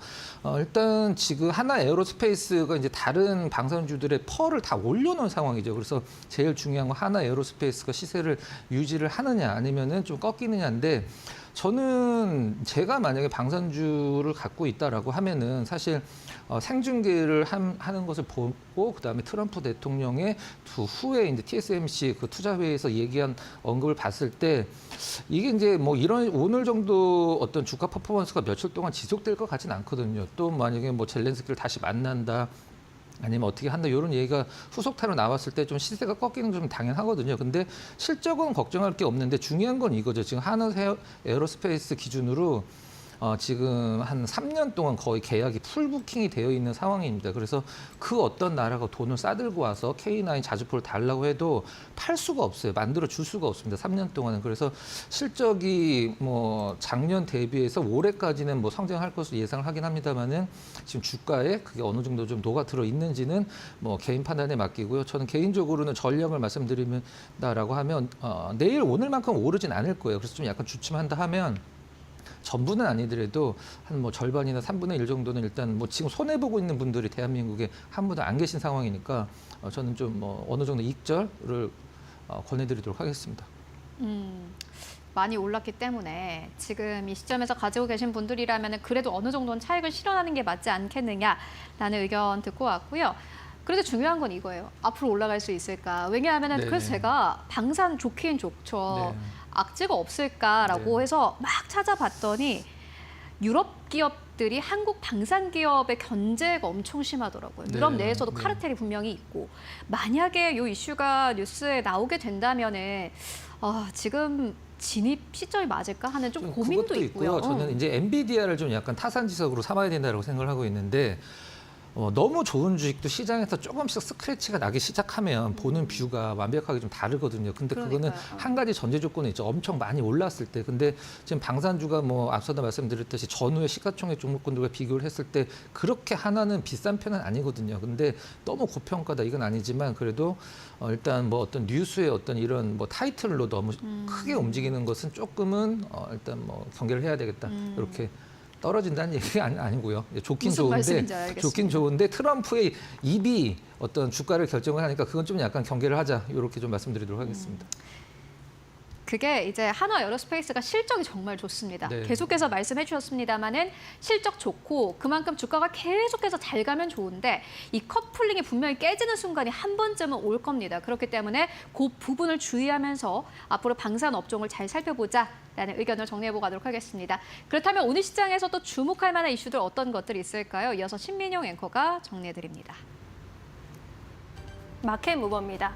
국내 증시에서 중소형 화장품주들의 주가 흐름 돋보이고 있습니다. 특히 국내 인디 화장품 브랜드들 그리고 이들을 지원하는 ODM 업체들의 주가 흐름 주목해 볼 만한 흐름 나타내고 있습니다.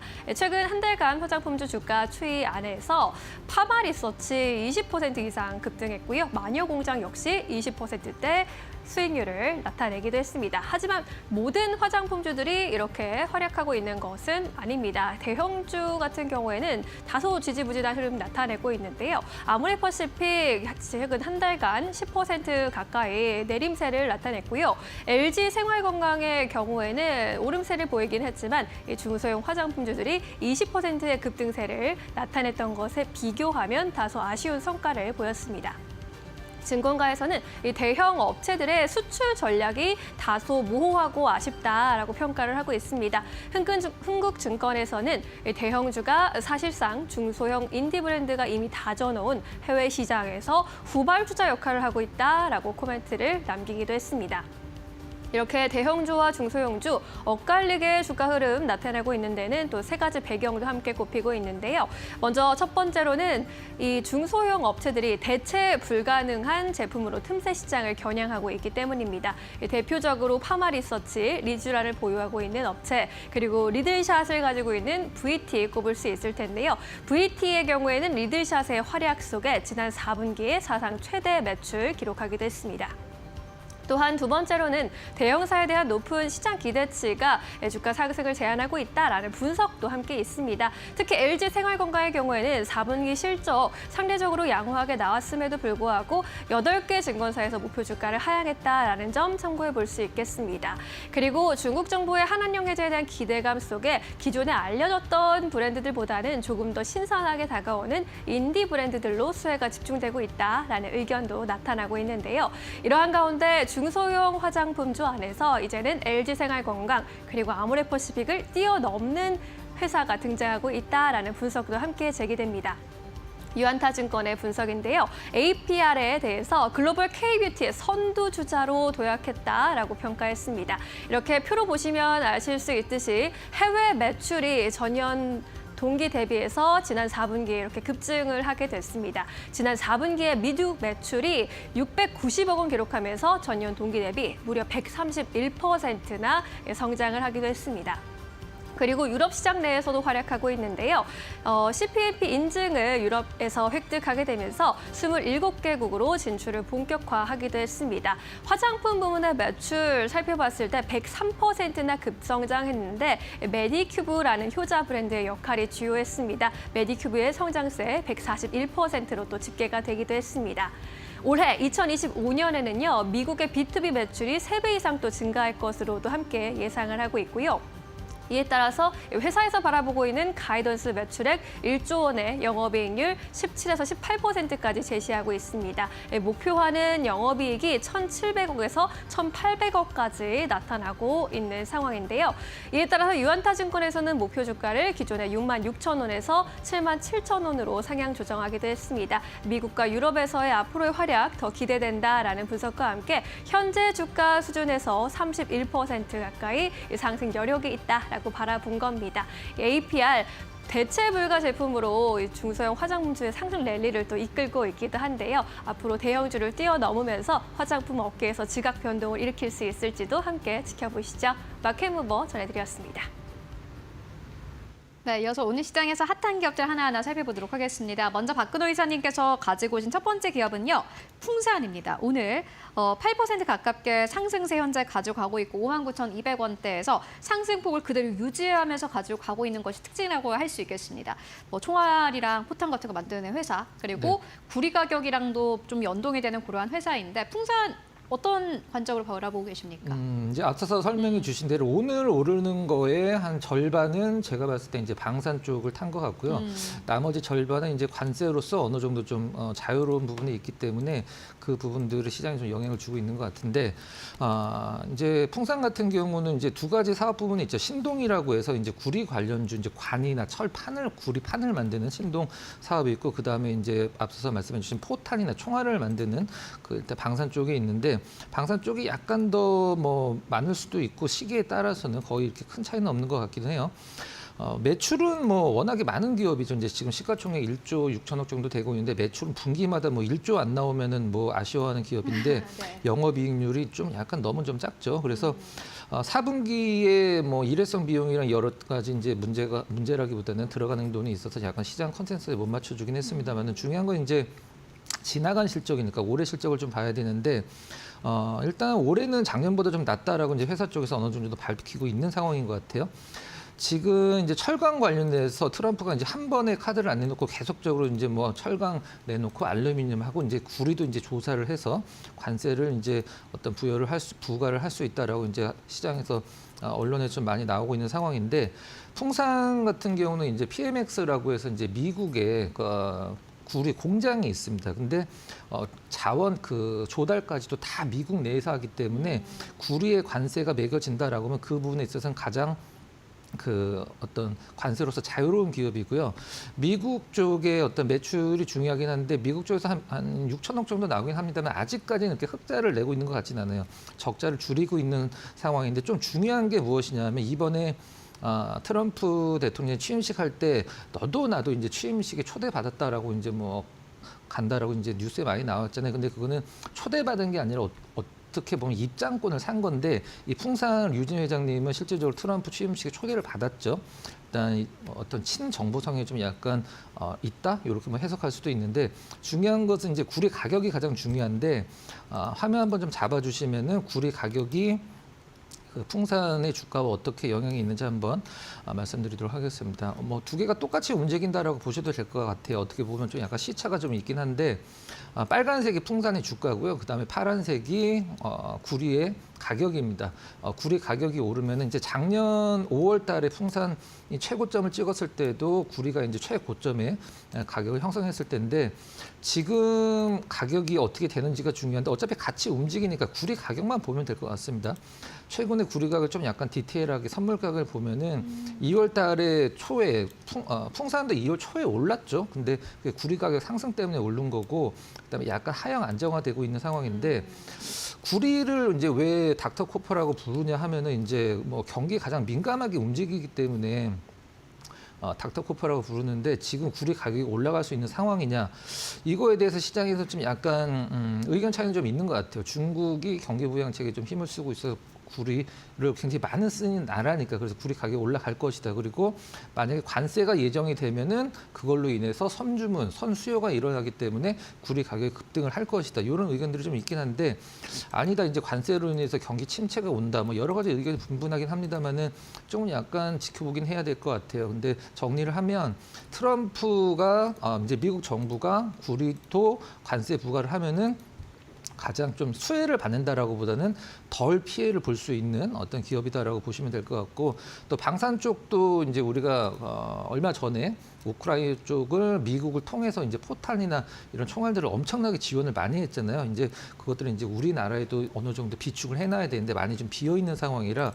그것과 관련돼서 어떤 매출도 올해 기대를 할 수 있다라고 회사는 좀 밝히고 있는 상황이에요. 그러니까 정리를 하면은 뭐 좀 뭐 저평가라기보다는 이제 구리 가격이 너무 연동이 되기 때문에 기업적인 내용보다도 구리 가격을 신경을 써야 되긴 합니다만은 나쁘지 않을 것 같고 방산 쪽도 어느 정도 모멘텀 일단 메리트 있다 이렇게 정리하도록 하겠습니다. 지금 당장 급한 종목은 아닌 것 같습니다. 네. 풍산, 뭐 방산도 있고요. 구리 가격에 대해서 연동되고 있기 때문에 앞으로 구리 가격의 반등에 따른 또 다른 주가 흐름을 좀 기대해 볼 수 있겠다라고 정리해보고 가도록 하겠고 두 번째 기업은 태광입니다. 이미 박근호 이사님께서 여러 번 가지고 오셨던 기업이고 오늘 보니까는 27,000원대까지 올라갔는데 52주 신고가입니다.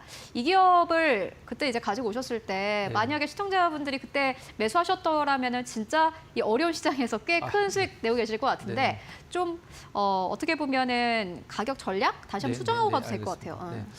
네. 제가 이제 이 태광을 갖고 올 때마다 시청자 여러분들한테 이제 입버릇처럼 말씀드리는 부분이 무엇이었냐면 우리 방산주를 봐도 그렇고 조선주를 봐도 그렇고 이제 태광 이제 100% 조금 더 오른 거거든요. 근데 100% 오른 게 부담스러우면 앞으로 내 인생의 투자 수익률에서 200%, 300%는 절대 낼 수가 없거든요. 근데 우리가 보통 종목도 분석을 하고 그다음에 산업을 분석을 했을 때 분석을 하는 이유는 확신을 갖기 위해서거든요. 근데 이 방산주, 근데 조선주의 시장의 주도주, 물론 뭐 이 LNG와 관련돼서 기업이 그렇게 많지는 않기 때문에 다 하면 많긴 합니다만 내놓으라는 기업은 그렇게 크게 많지는 않죠. 그래서 저는 방산주, 조선주, 전력기계의 시장 주도주의 어떤 흐름을 바톤을 이어받는 건 저는 LNG밖에 없다라고 생각을 하고 있는데 그 이유는 다른 게 아니라 이제 미국 쪽에서 어떤 LNG 관련해서 화랑이 굉장히 크죠. 제가 하나 좀 약간 팁을 말씀드리면 여러분들 이제 미국 지도를 보시면 데이터 센터가 동부에서 남부로 이어지는 구간에 데이터 센터들이 굉장히 많이 있고 지금도 그 구간에 많이 짓고 있어요. 이제 미국 지도가 이렇게 있으면 동부 쪽이 이렇게 짓고 있거든요. 그 이유가 무엇이냐면 거기에 LNG 발전소랑 LNG 시설들이 다 몰려 있습니다. 일단 수출하기 위해서 이제 해안가도 있긴 합니다만은 텍사스까지 쫙 이어지는 스타게이트도 텍사스에 짓죠. 근데 그 왜 그러냐면 지금 미국이 뭐 SMR이다 뭐다 해서 이제 그 데이터 센터의 전원을 뭐 원자력, 소형 원자력으로 쓰겠다라고 얘기를 하지만 아주 먼 후의 얘기고 지금 전 세계에 SMR이 유럽에 하나, 중국에 하나밖에 없어요. 미국은 하나도 없죠. 지금 당장 데이터 센터의 전력원으로 쓸 수 있는 거는 LNG밖에 없기 때문에 LNG 쪽 그 발전소 있는 쪽에 데이터 센터들을 굉장히 많이 짓고 있는 거거든요. 그것과 관련돼서도 모멘텀이 있고 미국 쪽의 수출 터미널 증설도 굉장히 큰 부분이다. 그래서 저는 뭐 지금 당장은 아니더라도 조금 조정 받았을 때 포트에 LNG 쪽, 피팅 쪽, 성광 좋고 태광 좋고 이렇게 좀 조금씩 담아 놓는 게 시장의 주도주를 내가 갖고 있다라는 어떤 그런 느낌을 줄 수 있다. 이렇게 정리하도록 하겠습니다. 시장에서 대응하려면 꼭 있어야 되는 종목 태광 듣고 왔습니다. 지금까지 박근호 이사와 함께 이야기 나눠봤습니다. 말씀 고맙습니다.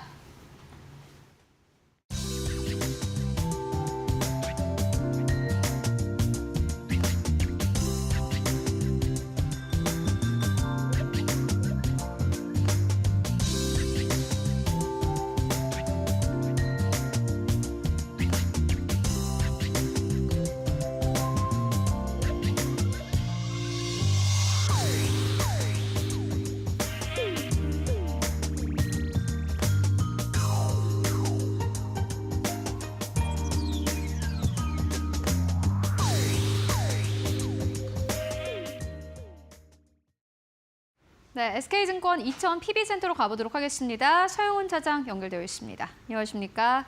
네, 안녕하세요. 네, 차장님 오늘 시장 마감 전략 어떻게 보고 계십니까? 네, 오늘 우리나라 시장은 뭐 미국 시장 지난 주말 사이에 좀 하락했던 부분들을 좀 반영을 하면서 뭐 극복으로 좀 약세 출발을 하는 모습들이 나타났습니다.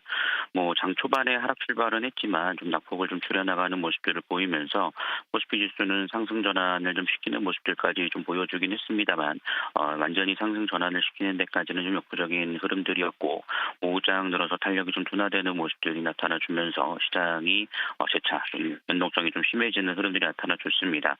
특히나 지금 뭐 반도체 섹터들의 하락들도 좀 이어지긴 했으나 금양 이슈로 인해서 2차전지 섹터들의 좀 급락세가 좀 이어지는 모습들이 나타나주면서 특히나 코스닥 위주로 좀 큰 폭의 하락세가 좀 이어지는 것이 오늘 시장의 특징이었다라고 좀 볼 수 있겠습니다.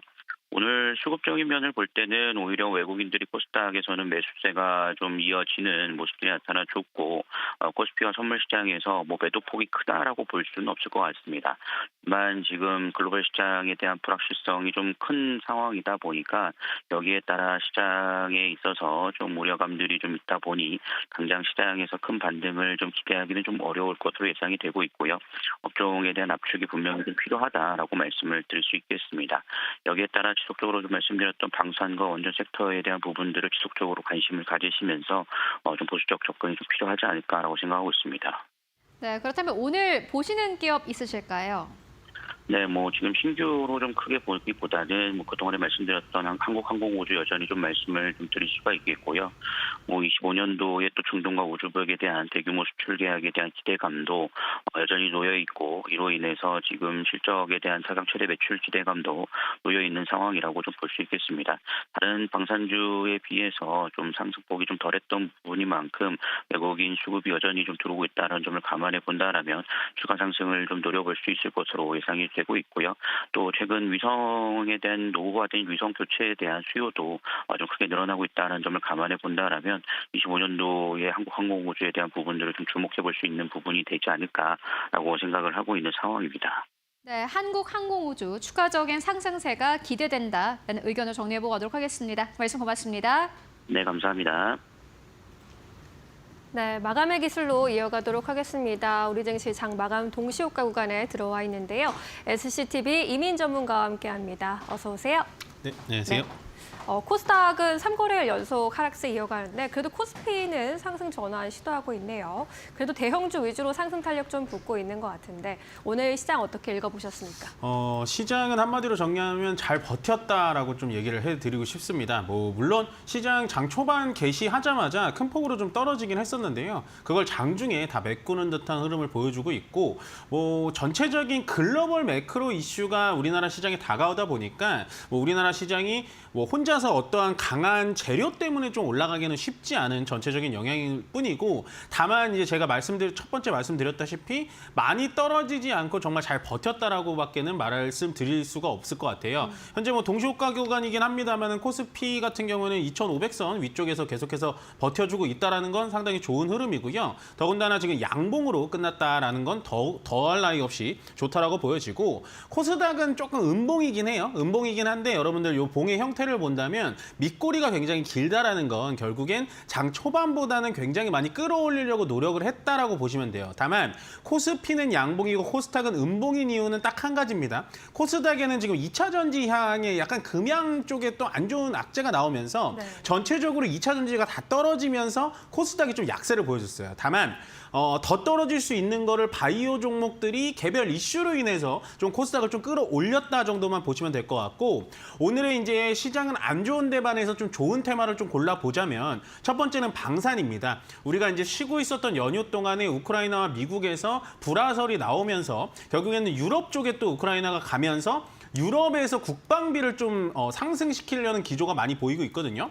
그걸 봐서는 미국 시장, 일본 시장, 아시아 시장 다 안 좋을 때 독일, 프랑스, 영국 등의 요즘에 시장이 좋은 이유가 뭐냐면 방산 섹터가 좀 올라가다 보니까 전체적인 좀 상승이 좀 보여주는 것 같다 보시면 될 것 같고 그 외에는 또 음식료 업종들이 오늘 좀 괜찮았습니다. K푸드라서 괜찮은 게 아니고요. 보시면은 이제 미국이 우리나라 시간 한 2시 한 5분 정도 됐나요? 2시 5분 정도에 이제 결국에는 관세를 매겼어요. 관세에 도장을 찍었고 그렇게 된다면은 캐나다, 멕시코에 25% 관세인데 캐나다, 멕시코가 미국에다 들어오는 게 거의 이런 농산물 쪽이 많아요. 음식료 쪽이 많기 때문에 그거에 대한 반사이익 때문에 우리나라 음식료 종목들이 좀 올라갈 게 아닌가라고 해서 오늘 좀 올라간다라고 해석해드리면 될 것 같고 바이오 쪽을 잠깐 찝어드리자면 ABL 바이오가 FDA의 패스트 트랙을 승인을 받으면서 개별 이슈로 상승을 했고 유한양행 같은 경우도 알레르기성 그쪽에 대해서 임상의 유한 효능을 보여줬다라고 하면서 한 8% 가까이 올라갔는데 현재는 6.64%로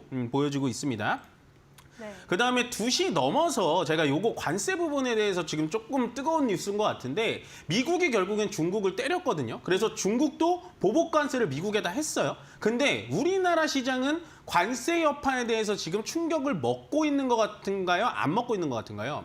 보신다면 관세에 대해서는 지금 시장에 영향이 거의 없어요. 그렇다라는 건 관세가 시장에 영향을 못 주는 게 아니라 시장은 떨어질 대로 많이 떨어졌고 금요일 날 충분히 떨어졌고 거기에 따라서 관세에 어느 정도 면역이 생겼다라고 보시면 될 것 같습니다. 특히나 미국과 중국의 이 보복 관세를 조금만 뜯어보자면 네. 중국이 지금 미국한테 보복 관세를 어떤 걸 때렸냐? 닭고기, 밀, 면화, 그다음 옥수수 이런 걸 때렸거든요.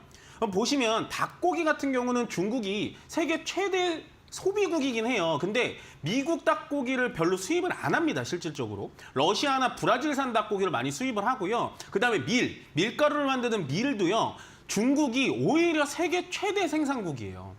그다음에 옥수수 같은 경우는 물론 미국 거를 많이 갖다 쓰긴 했었는데 2023년도부터 브라질 거를 많이 갖다 써서 미국 걸 줄여놨거든요.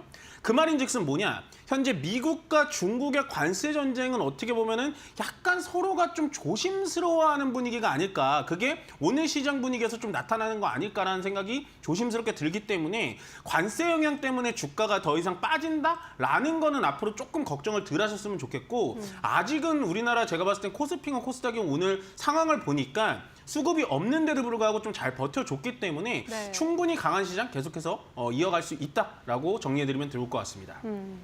잘 버텼다라고 잘 정리해 주셨습니다. 코스피 지수 현재 구간에서도 소폭의 내림세 나타내고 있는데 거의 보합권에서 마감을 할 것으로 보입니다. 0.22%대 약보합권 지나가고 있는 모습입니다. 오늘 코스닥의 경우에는 3거래일 연속 하락세 나타내면서 1% 가까이 밀려나는 모습입니다. 6포인트가량 빠진 737포인트 지나갑니다. 코스피 200도 약보합권에서 움직이고 있습니다. 오늘 코스피 지수의 경우에서 수급 안에 살펴보시면 외국인이 8거래일 연속 순매도 기조 이어갔습니다. 기관도 순매도에 동참을 했고요. 개인만이 나홀로 2천억 원 이상 매수 우위를 기록했습니다. 코스닥에서는 모처럼 그래도 외국인이 6거래일 만에 순매수로 좀 전환을 했습니다. 470억 원 가까이 매수 우위 기록했습니다. 우리 시장 마감합니다.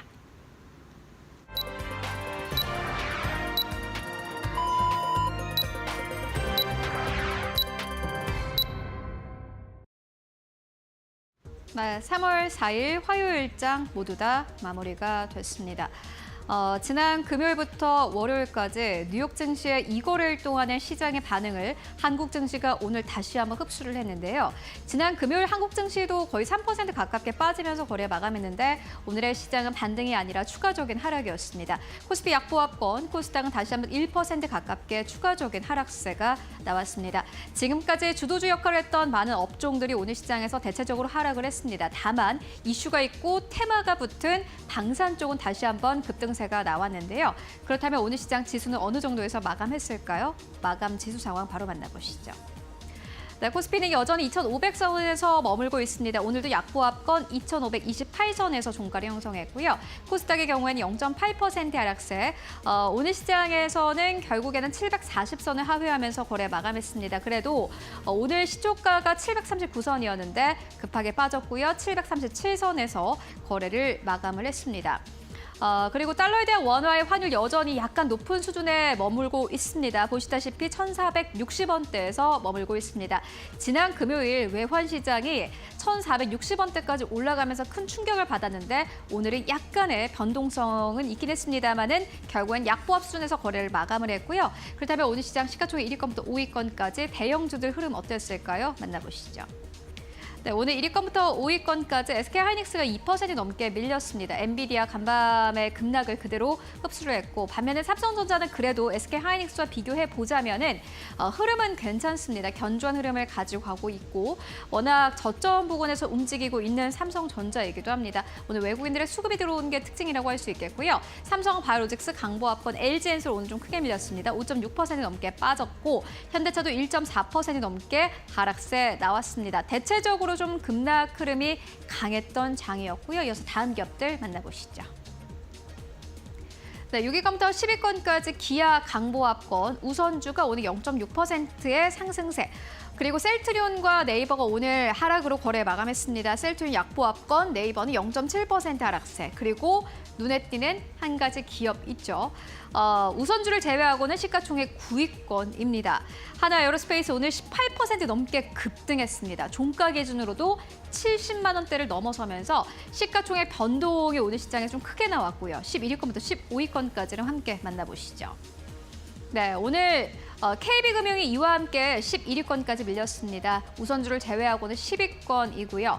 현대중공업도 오늘 6% 넘게 급등세, 한화오션도 14.5% 넘게 급등세 나왔습니다. 관세 부과와 관련해서 다시 한번 조선 쪽은 좀 수혜를 받고 있는 상황이고요. 이와 함께 한화오션도 역시나 마찬가지 시가총액 순위가 훨씬 더 올라온 것을 확인하실 수 있습니다. 현대모비스 1.8% 넘게 상승, 신한지주는 0.6%의 상승으로 거래 마감했습니다.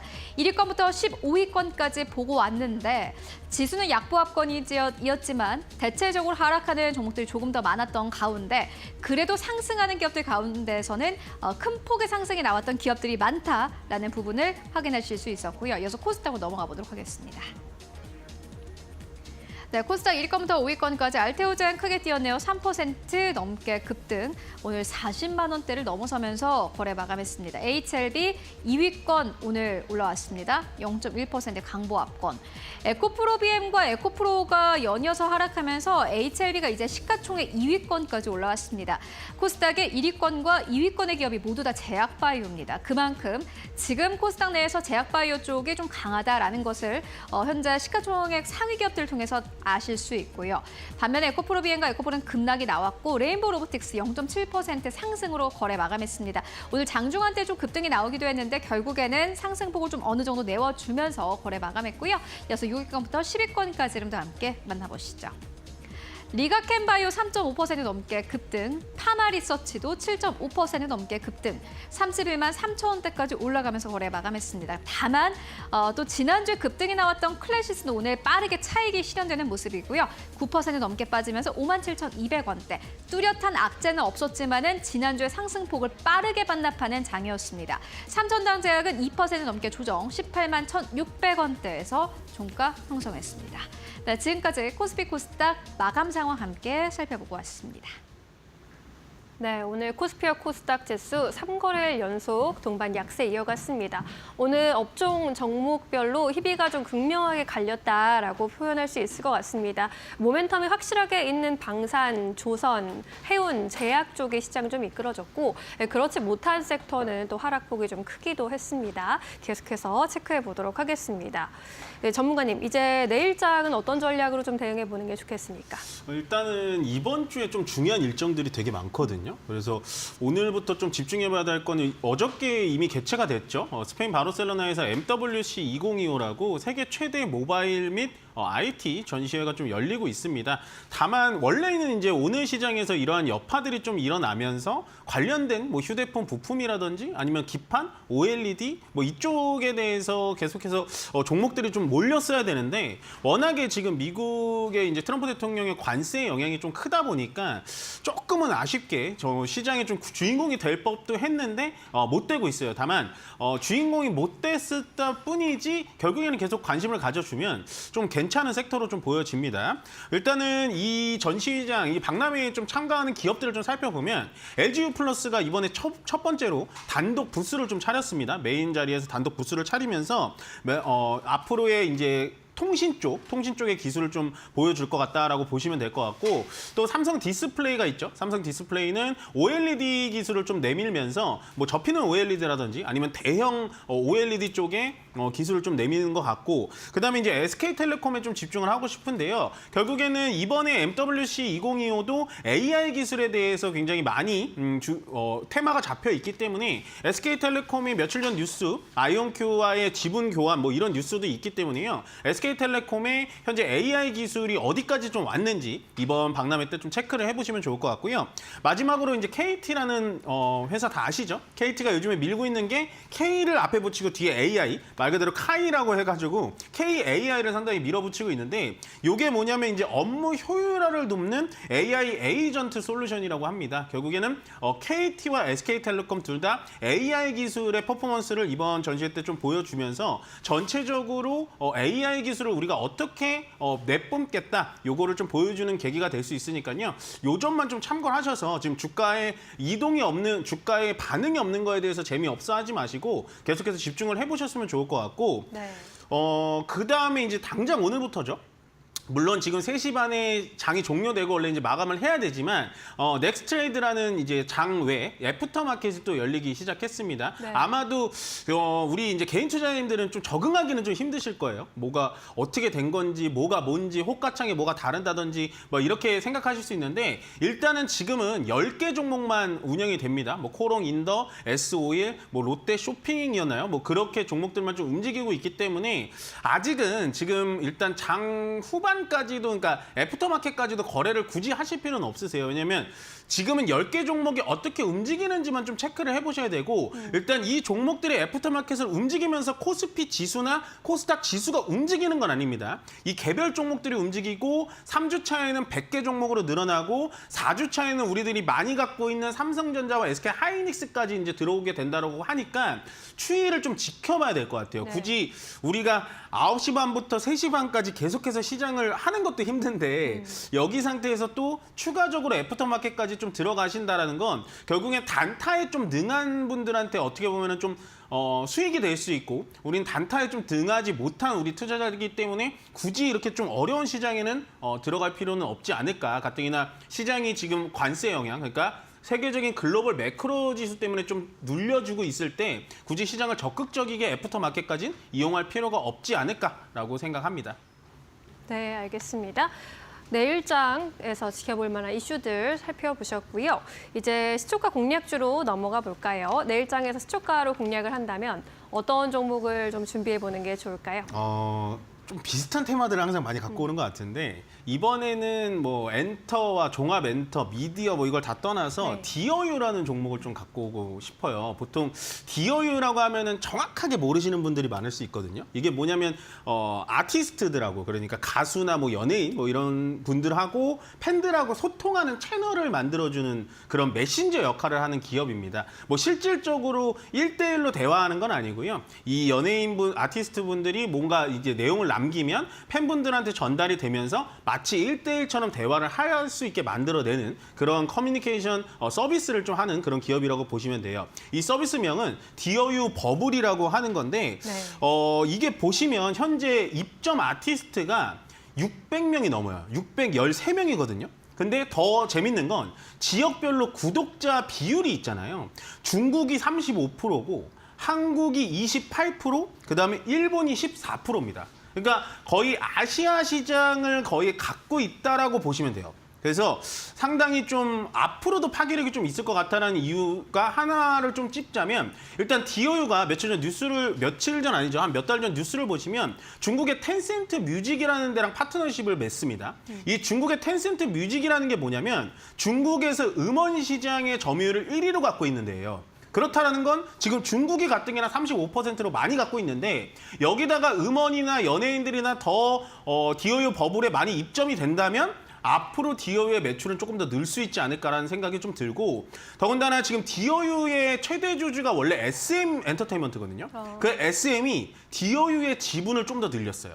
그렇다는 건 결국에는 이 메신저 앱 뭐 이런 거에 대해서 조금 더 힘을 쓰는 그런 계기가 좀 되지 않을까 싶습니다. 아마도 이쪽 시장에 대해서는 정확하게 인지를 못하실 수도 있는데 가장 특이한 점이 뭐냐면 이런 약간 팬 플랫폼이라고 하거든요. 팬 플랫폼의 경우에는 구독 유지율이라는 게 굉장히 높아요. 다음 달 구독을 이어가고 그 다음 달 구독을 이어가고 이게 굉장히 높은데 예를 들면 디어유 버블의 구독 유지율은요 90%가 넘습니다.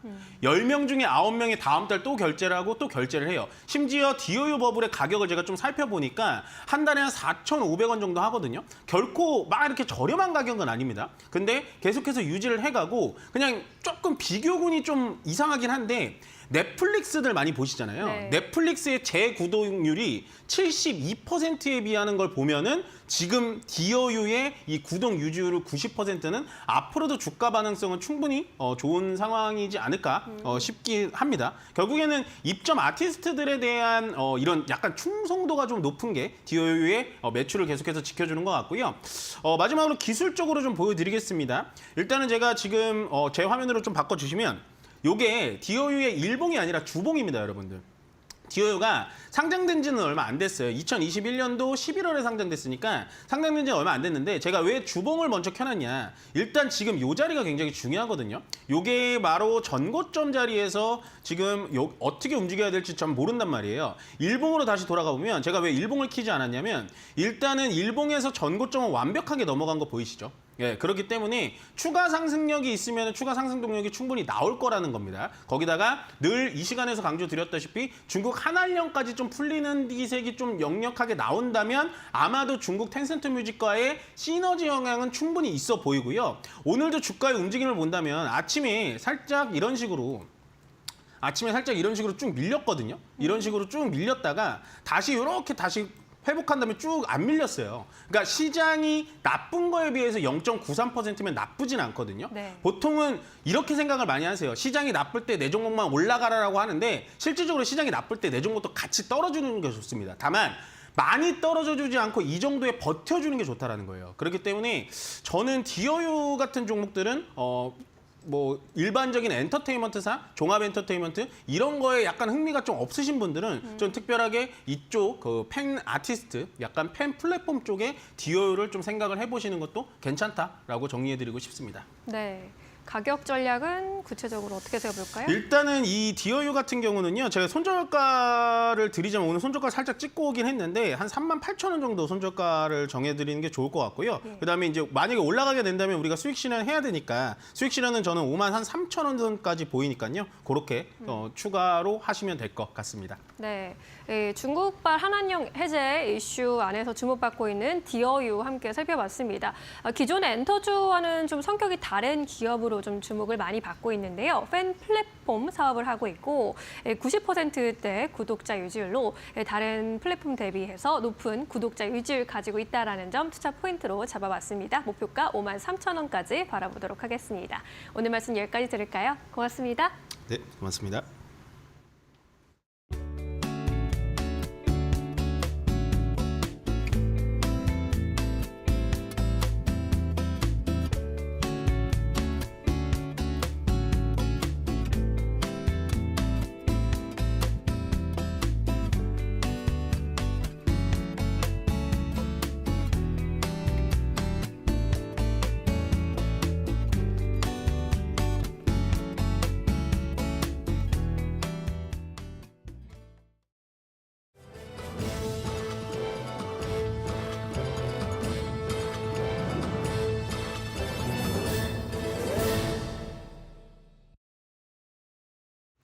계속해서 이데일리 TV 뉴스 전해드립니다.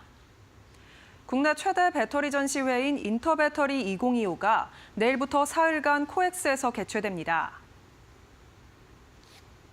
올해 13회를 맞는 인터배터리 2025는 국내외 배터리 기업 688개가 참여하고 2,330개의 부스가 설치됩니다. 이는 전년보다 참가 규모가 20% 이상 늘어난 역대 최대 규모입니다. 이번 전시에서 LG에너지솔루션은 원통형 배터리인 46 시리즈를 처음으로 공개하고 삼성 SDI의 고전압 미드니켈 등 K배터리 캐즘 극복을 위한 차세대 기술을 선보입니다. 또한 172개의 해외 기업이 참여해 글로벌 배터리 협력 강화 방안을 함께 모색합니다. 중국이 오늘 양회를 열고 트럼프의 추가 관세 조치에 따른 대응을 논의합니다. 중국은 오늘부터 일주일가량 열리는 최대 정치 행사 양회에서 미중 무역 전쟁에 대한 중국의 구체적인 대응책을 모색합니다.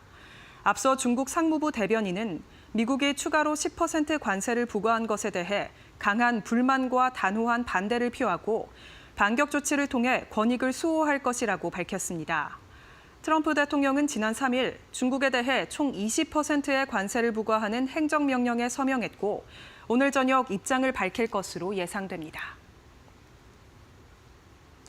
하나그룹주들이 크게 상승하며 하나그룹이 장중그룹 시가총액 5위를 기록했습니다. 하나그룹은 한화에어로스페이스와 하나오션 등 주요 계열사의 주가 급등에 힘입어 그룹 시가총액 합이 HD 현대그룹과 포스코를 앞질렀습니다. 한화에어로스페이스는 미국 트럼프 대통령과 우크라이나 젤렌스키 대통령의 회담 파기와 유럽 방위비 증액 논의 소식에 매수세가 몰리며 18.01% 오른 70만 1,000원으로 마감했습니다.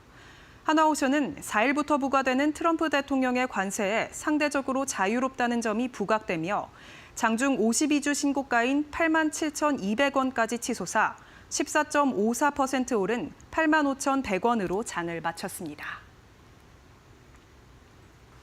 국내 최초 대체거래소인 넥스트레이드가 오늘 처음으로 문을 열었습니다. 넥스트레이드는 4일 오전 여의도 금융투자센터에서 개장식을 갖고 오전 10시부터 본격적인 운영을 시작했습니다. 이번 개장으로 주식 거래 시간이 현행 6시간 30분에서 12시간으로 대폭 확대되고 새로운 호가 방식인 중간가 호가가 도입됩니다. 현재는 롯데쇼핑, 제일기획 등 10개 종목만 거래되지만 5주차부터 800여 개 종목으로 거래 종목 수가 늘어납니다. 김학수 넥스트레이드 대표는 기민하고 혁신적인 서비스로 자본시장 밸류업에 기여하겠다고 밝혔습니다. 지금까지 이데일리 TV 뉴스 전해드렸습니다. 네, 오늘 저희가 준비한 소식은 여기까지입니다. 미국의 관세 부과 리스크 여전히 부각되고 있는데 오늘 밤에 아마 다시 한번 부각될 가능성 높습니다. 관련된 이슈가 시장에 어떠한 영향을 미치는지 꼭 확인해 보시는 게 중요해 보입니다. 네, 이에 따른 외국인 수급 그리고 환율 동향까지 잘 체크해 보시고 개장의 관전 포인트로 삼아보시면 좋겠습니다. 내일도 저희와 함께 마감까지 지켜보시기 바랍니다. 내일 더 유용한 정보와 함께 돌아오겠습니다. 네, 시청해준 여러분 모두 고맙습니다.